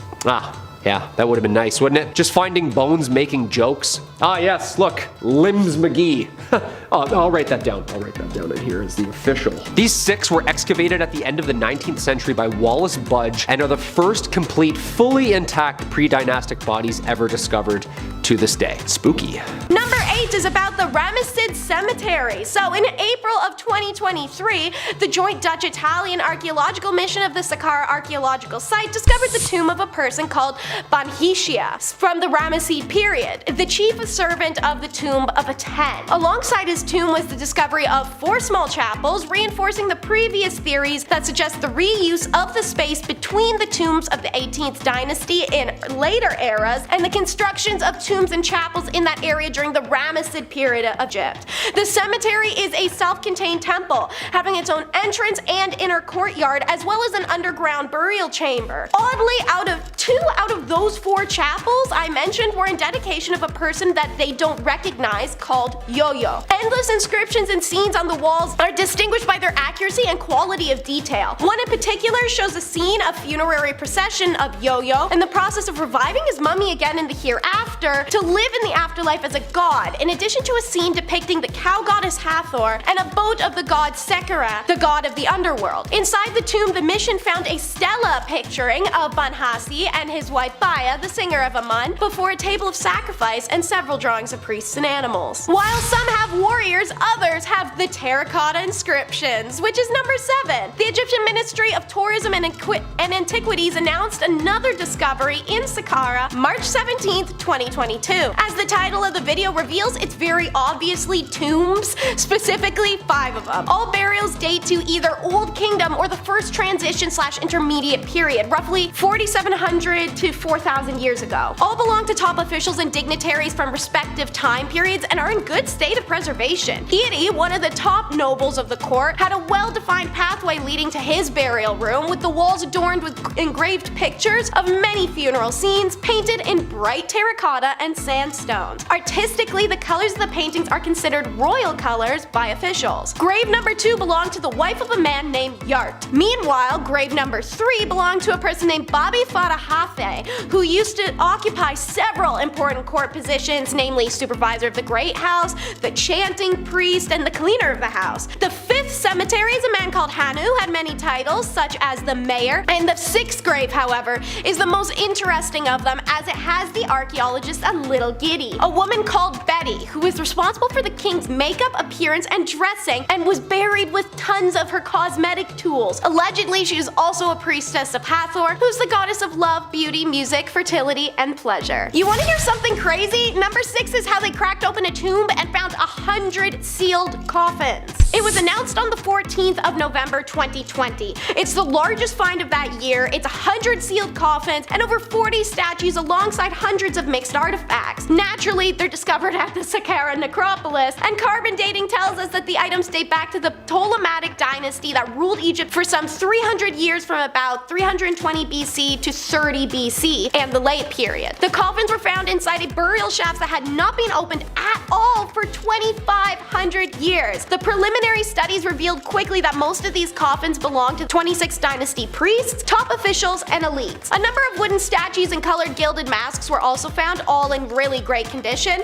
and 28 of the statuettes are Ptah Sokar, the main god of the Saqqara necropolis. But there's one very special and unusual statue in this tomb, a bronze statue of the god Nefertiti. The statue is inlaid with valuable precious stones. We're talking red agate, turquoise, jade, and lapis lazuli. It is 35 centimeters tall and has the name of its owner, Badia Muniz, engraved in its base like Andy in Toy Story. I mentioned telling y'all about another keeper of the secret, so that's exactly what number 5 will be. This impressive tomb complex belonged to Keres, a priest and official who was once the most powerful in Egypt, aside from the pharaoh, of course. It was found during an excavation of an unfinished pyramid that's adjacent to 2 extensive necropolises, but the identity of the builder or even the name of the unfinished site is still unknown. On a mission to gain that information, the Czech team were working on the site for only 2 weeks when they made their remarkable and unexpected discovery. The burial complex contains a tomb but also a series of other rooms, and one held a cult chapel which serves as a magnificent example of Old Kingdom architecture. In the tomb room, however, there's a limestone coffin and a statue of Keres, which has been somewhat miraculously preserved in its original location, according to the Czech Institute of Egyptology's report. It even still had some of its original paint. So, the statue is also a source of context in the tomb, revealing the name of Keres and his many titles for us. Based on the inscriptions from the tomb, he was also the sole friend of the pharaoh. This tomb has provided experts with many new insights on the 5th dynasty era. The discovery of the statue in the tomb was dramatic, as it proved in Old Kingdom at least, they did place statues of the dead in their own tombs. Sadly, this is one of those times where grave goods were looted centuries ago, so not much else remains. For number 4, we'll learn about ancient Photoshop. Thanks to new X-ray scanning methods as announced July 13th of 2022, we now know that some of the pharaoh's paintings have been subtly edited over time. Traditionally, the analysis of ancient Egyptian paintings has been conducted in controlled laboratory environments or museum premises. This new study has instead pioneered a groundbreaking approach. Instead of taking the painting to the lab, bring the lab to the painting. You preserve history, you aren't stealing crap you shouldn't, and nobody gets cursed for tampering. I see nothing but wins here. So the findings focused on 2 paintings from the Ramesside period, which were discovered in tomb chapels located near the Theban necropolis. Through the application of X-ray technology, the team scanned specifically a painting of Ramesses II, unveiling hidden details imperceivable to the naked eye. Previously, scholars speculated the painting depicted the pharaoh grieving the loss of his father. However, the latest scan of the portrait challenges the interpretation, as Ramesses can be seen beneath a cult canopy before the enthroned Ptah. Additionally, there's adjustments to the crown and other royal items in the portrait of Ramesses II, and he's currently depicted wearing a Wekse collar, which was not historically used during his reign. Underneath that new layer of paint is the original painting of a Shebu collar. These modifications likely reflect shifts in the symbolic significance of these elements over time. This finding suggests that ancient Egyptians continuously adapted their artistic expressions to convey evolving cultural and religious ideologies even when pharaohs had passed. This next tomb is a bit more recent and a bit more strange. Number 3 is Pet Cemetery. May 28th of 2023 marked the completion of the 6th excavation season in the Saqqara. They had announced their latest finding, 2 humans and an animal embalming workshop, as well as 2 tombs of notable officials and their wives, all conjoined together. According to the press release from the Egyptian Ministry of Tourism and Antiquities, the structures date back to the 30th Pharaonic dynasty to the Ptolemaic period around 2400 years ago. The newest discovered animal embalming workshop was constructed with mud and limestone floors. A number of the rooms and halls were found to contain a large number of pottery, linen, animal embroidery, embroidery, and different animal burials. Researchers found one room stockpiled with bronze tools used specifically for animal mummification processes, and varying sizes of stone beds used to mummify the most sacred of animals. And then they found the similar room but for humans. So large stone beds ended in gutters to facilitate the mummification process, with the collection of clay pots nearby to hold entrails and organs, as well as a collection of instruments and ritual vessels. Analysis later determined that the chemical residues discovered in these tombs were a mixture of fragrant or antiseptic oils, tars, and resins, according to the ministry. When all of these paints and resins are brought together, including the damar tree resin and the enmi oil, the researchers figured out, quite unusually, that the raw materials were imported from Asia and other regions of Africa. How did we manage to find a queen we didn't know we lost, but we're still out searching for Nefertiti and Cleopatra? Irony of life. Number 2 is unearthed but unknown. What are the chances that on the 100-year anniversary of unearthing King Tut's tomb, archaeologists discovered hundreds of tombs and mummies buried in Giza? This genuinely happened on November 4th of 2022, and even crazier, it's attached to a pyramid of a never-before-known ancient Egyptian queen. So, to quote Zahi Hawass, most burials known in the Saqqara previously were either from the Old Kingdom or late period. Now we have 22 interconnected shafts ranging 30 to 60 feet, all with New Kingdom burials. AKA, this is an unusual but incredible find. Buried within these shafts, archaeologists found huge limestone sarcophagus alongside 300 beautiful coffins, Hawass said. The coffins have individual faces, each one unique, distinguishing between men and women, and are decorated with scenes from the Book of the Dead. Each coffin also has the name of the deceased and often shows the 4 sons of Horus who protected the organs of the deceased. This shows that mummification reached its peak in the New Kingdom, still quoting Hawass. Some coffins have 2 lids, and most amazing coffins so far had the mask of a woman made completely of solid gold. In addition, they found a pyramid commemorating a previously unknown queen. We have since discovered that her name was Neith, and she had never before been known from historical record. It is amazing to literally rewrite what we know of history, adding a new queen to our records. While much of the life of the real Queen Neith still remains unknown, the discovery of her pyramid is likely to provide significant insight into her role. This tomb's discovery was far grander than that of Tut's, yet war overshadowed its discovery, making it back page news. Well, today it gets its rightful attention as number 1. It's the Silver Pharaoh. To start some context, in ancient Egyptian culture, gold was considered the flesh of the gods, while silver was believed to be their bones. Gold was abundant in ancient Egypt, making silver more valuable as it had to be imported from Western Asia and the Mediterranean. Okay, now story time. So, amidst the chaos of the Second World War in Western Europe, a French archaeologist found the world's most fabulous tomb at the world's worst time. As said, the discovery is largely overshadowed despite its magnitude, somewhat understandably as European societies preoccupied with escalating conflict. What amped the magnitude of this find was that the pharaoh was entombed in a solid silver coffin, a massive testament to immense wealth and power that we've never seen in another Egyptian tomb since. Bonus points for the silver anthropod coffin being found in a pink granite coffin, which in turn was encased within a plain granite sarcophagus. Unlike Tut's body, however, Montet only ever found a pile of bones, black dust, and funerary items like the gold mummy board and a spectacular gold mask that would have covered the pharaoh's face and given Tut a run for his mummy.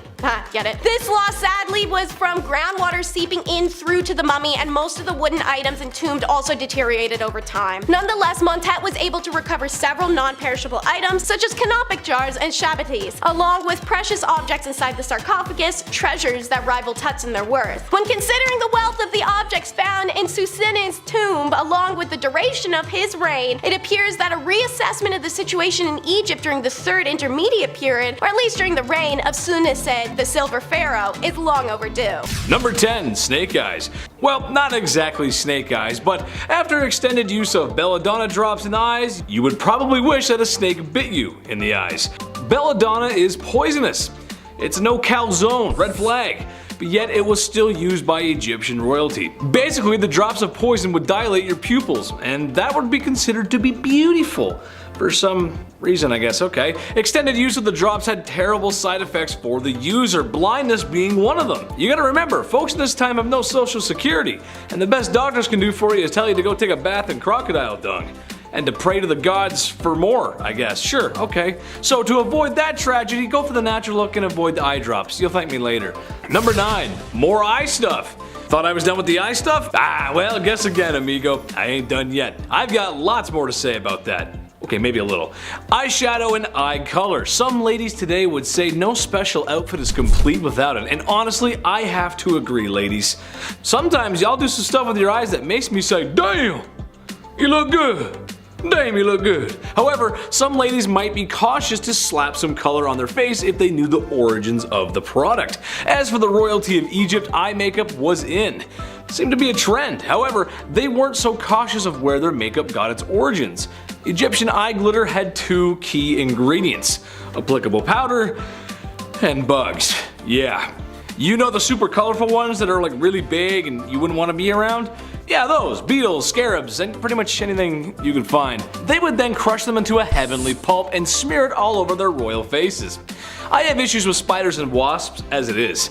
I have no interest in wearing them whatsoever. I actually hate wasps. That's just, even just crushing up a bunch of, and just, oh, this is good. Oh, I love this. This is the best. Yeah, no, don't do that. Number 8. Queen Nefertiti. After a scan was done on King Tut's tomb, there were cracks found on the north and earth walls. East, Taylor, east, not earth. There were cracks found on the north and east side walls, so we believe that this is a secret passageway to Queen Nefertiti, the ruler during the 14th century BC, and also wife to King Tut. Queen Nefertiti's parents are also still unknown to this day, so that adds to it. And with ancient texts depicting that these kings and queens would leave Earth and then later return, perhaps they are both descendants of extraterrestrials. And this flying sun disk that they worshipped was not the sun, but rather a winged alien ancestor. Number 7. Dozer. For this one, we're looking into some bull worshipping, so grab your red scarves and start waving them around. Just north of the step pyramid of the Pharaoh Dozer, archaeologist August Marionnette discovered this site in 1851. The Serapeum is a temple dedicated to the Egyptian deity Serapis, a combination of Osiris and Apis in human form. Now, this was a large burial ground for the Apis bulls. They were basically these bulls that were said to be sacred, and after their death, they would become immortal. Remember that, that's important. Today at Saqqara, there's this massive vault. It's 382 yards long and it's carved out of sandstone bedrock. It's massive, and along the sides of them are 24 chambers, each with sarcophagus carved out of a single chunk of granite. Now inside these boxes were animal remains, just bones and all. But back then in those times, you weren't allowed to break up any bodies. That was a no-go. You had to mummify them. So how are these tombs built, first of all, so perfectly, weighing over 80 tons, and where do these bones come from? Perhaps these are the remains of the Apis bull. After all, that's the inspiration for the Minotaurs, so maybe alien ancestors looked a lot more jacked than we may think. Number 6. Dung beetles. This one isn't exactly a pharaoh at all, but it's too good to leave out, especially if we're talking about aliens here. It's important. Dung beetles, also known as scarabs, are the only species in the entire world that follows the Milky Way. Think about that for a second. That is... Let's talk about it. Some animals follow the sun. You know, turtles sprint to the ocean the second they're born to avoid getting plucked up by birds. Now these insects would follow the line of the Milky Way and then roll their towards it. Literally, their poop, they would roll it towards the skies, which is insane. Symbols of these beetles are seen all over, either in hieroglyphics or even in movies. Their presence is known. Near the sacred lake at the Temple of Karnak, there's a massive scarab monument. And there's even a legend still to this day behind said statue that if you walk around it 9 times, you would find health, wealth, and love. And you'd also probably be a little bit dizzy. The scarab is there to represent the god Khepri, which at the time Egyptians believed was the sun as well. Also known as the scarab-faced god, which terrifying when you imagine that. Are these bugs just trying to get home into space to their bug alien master? Why does he need so much poop? Whatever DIY project they're working on in the Milky Way probably doesn't smell too good. Number 5. Lord Nefertiti. For this next piece of evidence, we'll be directing our focus to the land down under. Australian aliens, baby, let's do it.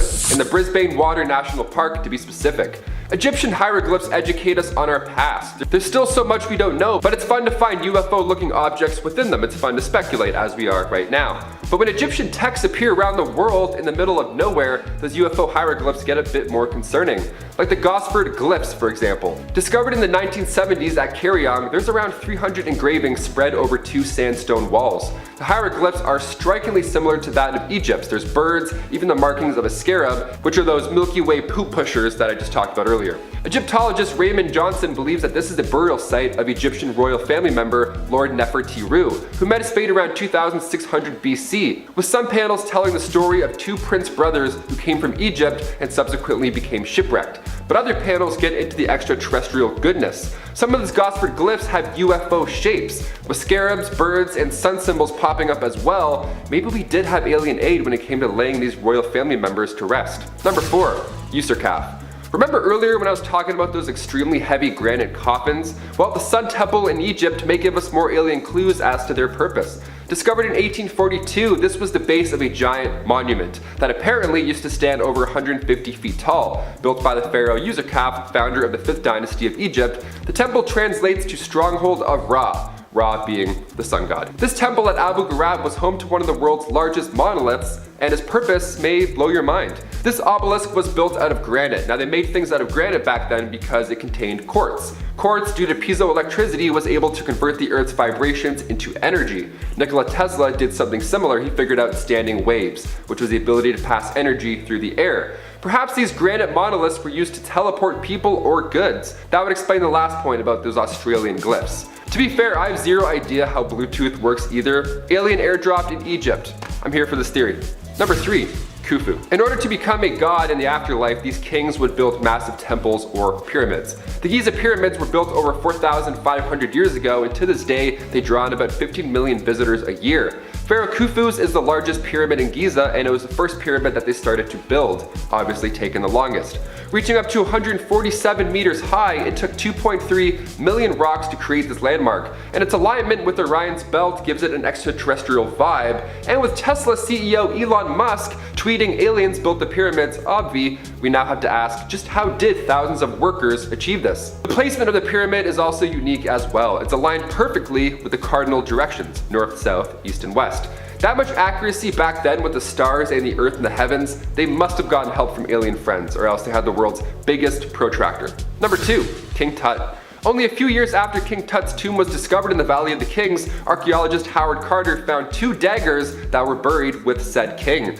It's not uncommon to be buried with your goods. It's why Egyptians would build these tombs in a certain way, so that grave robbers wouldn't snoop around and steal your entire family heritage. It was made so nothing could get out, which is insane. But 2 daggers were found with King Tut, one made of iron and the other gold. Now, with iron being even more rare than gold in the Bronze Age, this was a big deal. And with recent advancements in technology, we were able to use a technique called portable X-ray fluorescence spectrometry, and according to the journal Meteorites in the Planetary Science, the blade is actually made of iron, nickel, and cobalt, suggesting that this material is of extraterrestrial origin. And finally, number 1. The Great Pyramid of Cholula. There are many parallels between Egyptian and Maya civilizations. The two cultures are so far apart both in time and distance, and they also never made contact, but both pyramids are made with steps and both have stone serpents. The vault arches are also strikingly similar, and hieroglyphs within share a lot of the same symbolism. These hieroglyphs include advanced mathematics that they say was bestowed upon them also from these sky gods. Was this just one landing site of our alien ancestors? Let us know in the comments below all your thoughts. Starting off our list at number 10, the first peace treaty. Unusual at the time? Absolutely. The first peace treaty in history was back in 1271 BC. At this point in history, Egyptians and the Hittite Empire were fighting over modern-day Syria. This conflict had been lasting centuries, and come 1274 BC, the Battle of Kadesh was finally underway.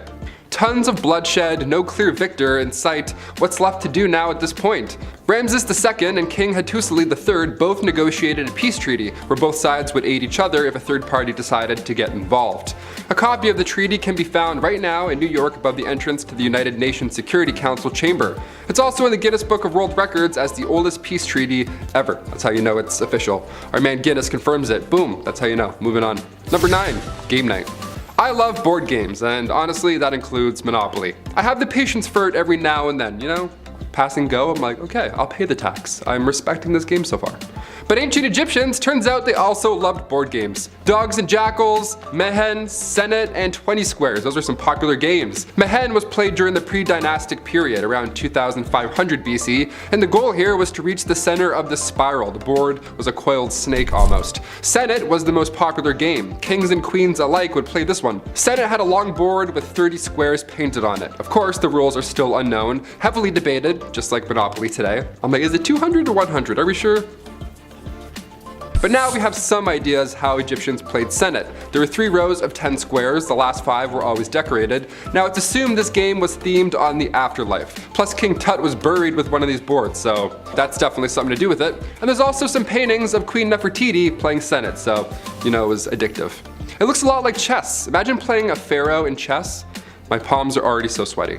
Alright, you annoying ancient astronaut people, this is for you, Tut's space knife. I am not sitting here doing the work for y'all pretending we all don't know who King Tut is. He was the child pharaoh, smoked by a hippo bite, cursed tomb, blah blah blah blah blah. So we're just going to get right to it and say he had a knife literally from space. Specifically, a small dagger, but whatever effing y'all, this thing is so sharp, to this day, the TSA would tackle you sooner than let you board anything with it. They found it in Tut's tomb in 1920s with all that other magical treasury hunky-dory that they stole out of there, and it was originally believed to be forged from the iron heart of a meteorite. Originally, keyword. See, Egyptians didn't have the ability to smelt. They weren't actually suitably advanced in that realm. So they especially wouldn't be able to forge a weapon from space metal, let alone crack open a meteorite to get to it, or know that was even an option. This has led historians to presume that the dagger was a gift from a foreign nation that did possess smelty technology. While historians are pretty confident the foreign nation wasn't the Martians, they haven't explicitly ruled that out either, so I guess those ancient alien guys might have a point. If you like stuff like this, check out our top 10 alien hieroglyphs found in ancient history video. The story of how 2 pharaohs throw down over pet hippos. So, Pharaoh Sekenenri Teo, I'm gonna call him Sek the second,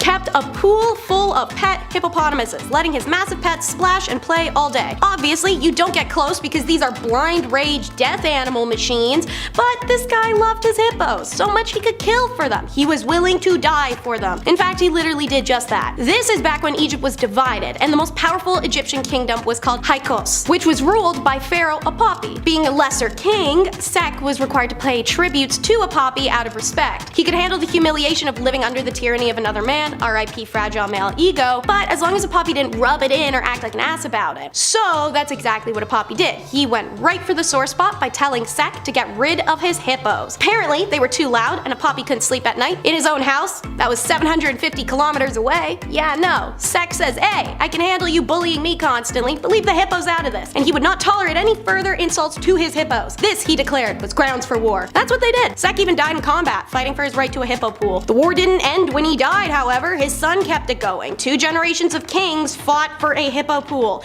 and in time, they won. By the end of the war, Egypt had unified once more.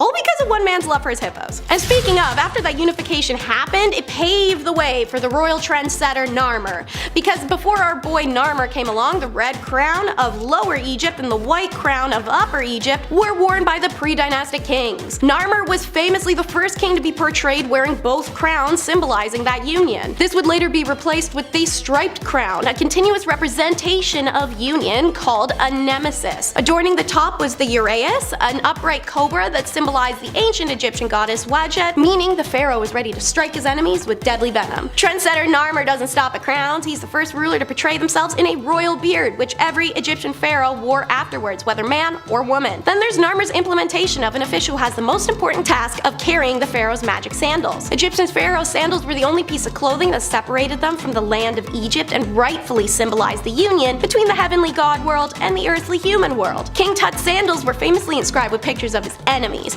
meaning with every step, he was crushing the enemies of Egypt. In the famous Narmer palette, he's also seen wearing a fake bull tail, which symbolized strength to rule the country of the Nile, but that trend didn't stick. Hey, so Ramses has 50 lost daughters. What a crappy dad, doesn't know where all his kids even are. Kinda understandable when you have 102 of them, with about 9 women, however. Made possible by somehow living to be 91 in an age where people died at like 20. Suffice to say, he had lots of leisure time. Of course, not all the children were children at the same time. Ramses II began his family long before he took over as king, and he reigned for 66 years. He spread the brood out over most of that time. So archaeologists announced in 1820 they uncovered a tomb built by Ramses, and that 52 or so of his sons happened to be in it. They finally recently started excavations after a few decades, and now we know that the mausoleum is the largest and most complex found to date in Egypt's Valley of the Kings, with at least 62 rooms. But Egyptian kings normally didn't build mausoleums for their offsprings. Their principal wives, yes, over in the Valley of Queens, but their kids No. If it turns out that only Ramesses' sons are in the tomb, where are the 50 daughters? Sexism can answer that.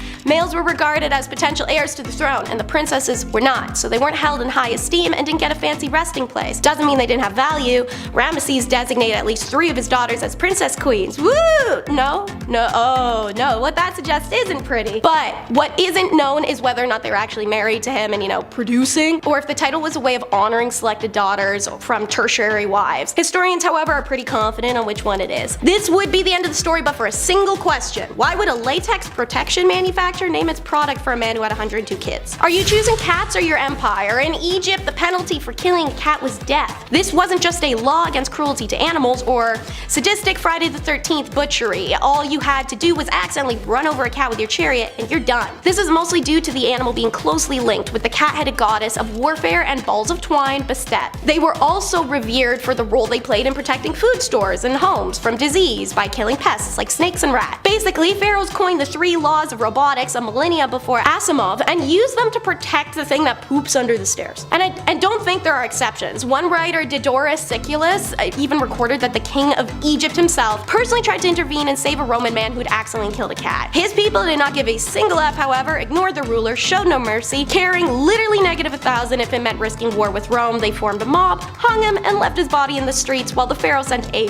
real awkward fruit basket apology to Rome. Perhaps the greatest example of a pharaoh placing the well-being of cats above that of his own people, however, was Pharaoh Psamtik III literally told his army not to fight the Persians' advancement because these smart little twists had painted the image of Bastet on their shields and marched behind a line of dogs, sheep, and cats. In their words, whatever animals the Egyptians hold dear. The Egyptians, under threat of death from the pharaoh, had no choice but to let the Persian ruler walk straight into the city unchecked. He then murked anyone who dared to challenge him, using the shields with cats drawn on them because you can't even strike an image of a cat in ancient Egypt. Cambyses, the ruler's name, celebrated in a dignified, noble fashion, marching the Egyptian armies past him as he threw cats at them and screamed insults at their gods. We aren't 100% sure who the first pharaoh was, but it was probably Catfish Chisel. The only way we know the lineage for early Egyptian kinship is the highly damaged Palermo stone, which was a black slab of granite carved full of the names of kings up to the 5th dynasty. The part of the stone where the 1st and 2nd king of the 1st dynasty is inscribed is busted clean off, although it is generally accepted that the 1st king was Narmer, aka Menes.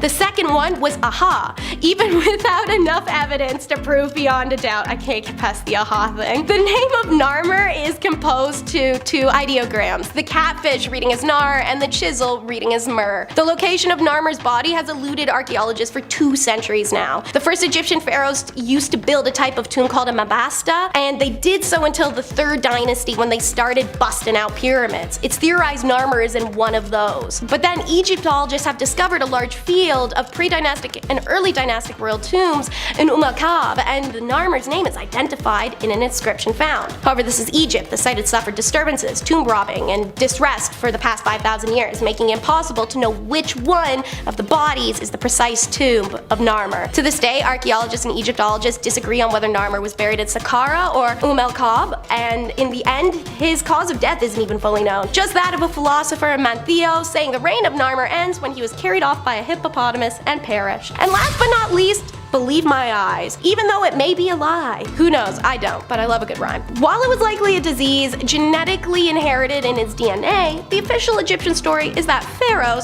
was cursed by the gods with blindness. Apparently, when the Nile was flooding, Pharaoh got fed up with it, and instead of letting the water do its thing and calm down, he chucked a spear at it. Because yes, throwing a spear at a river would probably change things. For his insolence and stupidity, the gods struck his ass. Pharaoh vibes this way the best he can for 10 years before he meets an oracle that either wanted to pull history's most hilariously mean prank or genuinely believed the gods had passed on this message. But the oracle tells Pharaoh all he's got to do is wash his eyes with the urine of a woman who's never slept with any other person than her husband her whole life. Okay, well, Pharaoh isn't asking questions, he's here for solutions. He finds his wife and says, babe, I want to spice things up in the bedroom, I have an idea. And the 2 of them give it a try. Only it doesn't work, so now he's still blind, and his wife has some explaining to do. Before she does that though, Pharaoh needs some more urine and he needed it now. So every woman in town is gathered up and given a pot, which he then sat there, dumping its contents into his eyes, one after each other. No, I don't know if he waited for it to cool down. I do know it was probably the color of French's mustard though, seeing as Egyptians literally only drank warm beer, so so imagine. But somehow Pharaoh finds the one who's not cheating on her husband or hadn't banged someone before getting married, and one of these warm beer pee buckets works. And I wish I was kidding, but the official Egyptian records say, yeah, magic piss did this. His sight is back, and he asks for the hand of the magic pea wielding woman so they can marry on the spot. All the while, her husband awkwardly watches the consequences of his wife not cheating on him unfold. Oh, and then Pharaoh's burned his old wife to death. Or at least that's how the legend goes. I highly doubt that it really did restore his eyesight, and maybe he just ordered historians to write a good story to explain a weird habit. You know, fetish. We got a fetish here. Sound the alarm for Pharaoh. Fetish!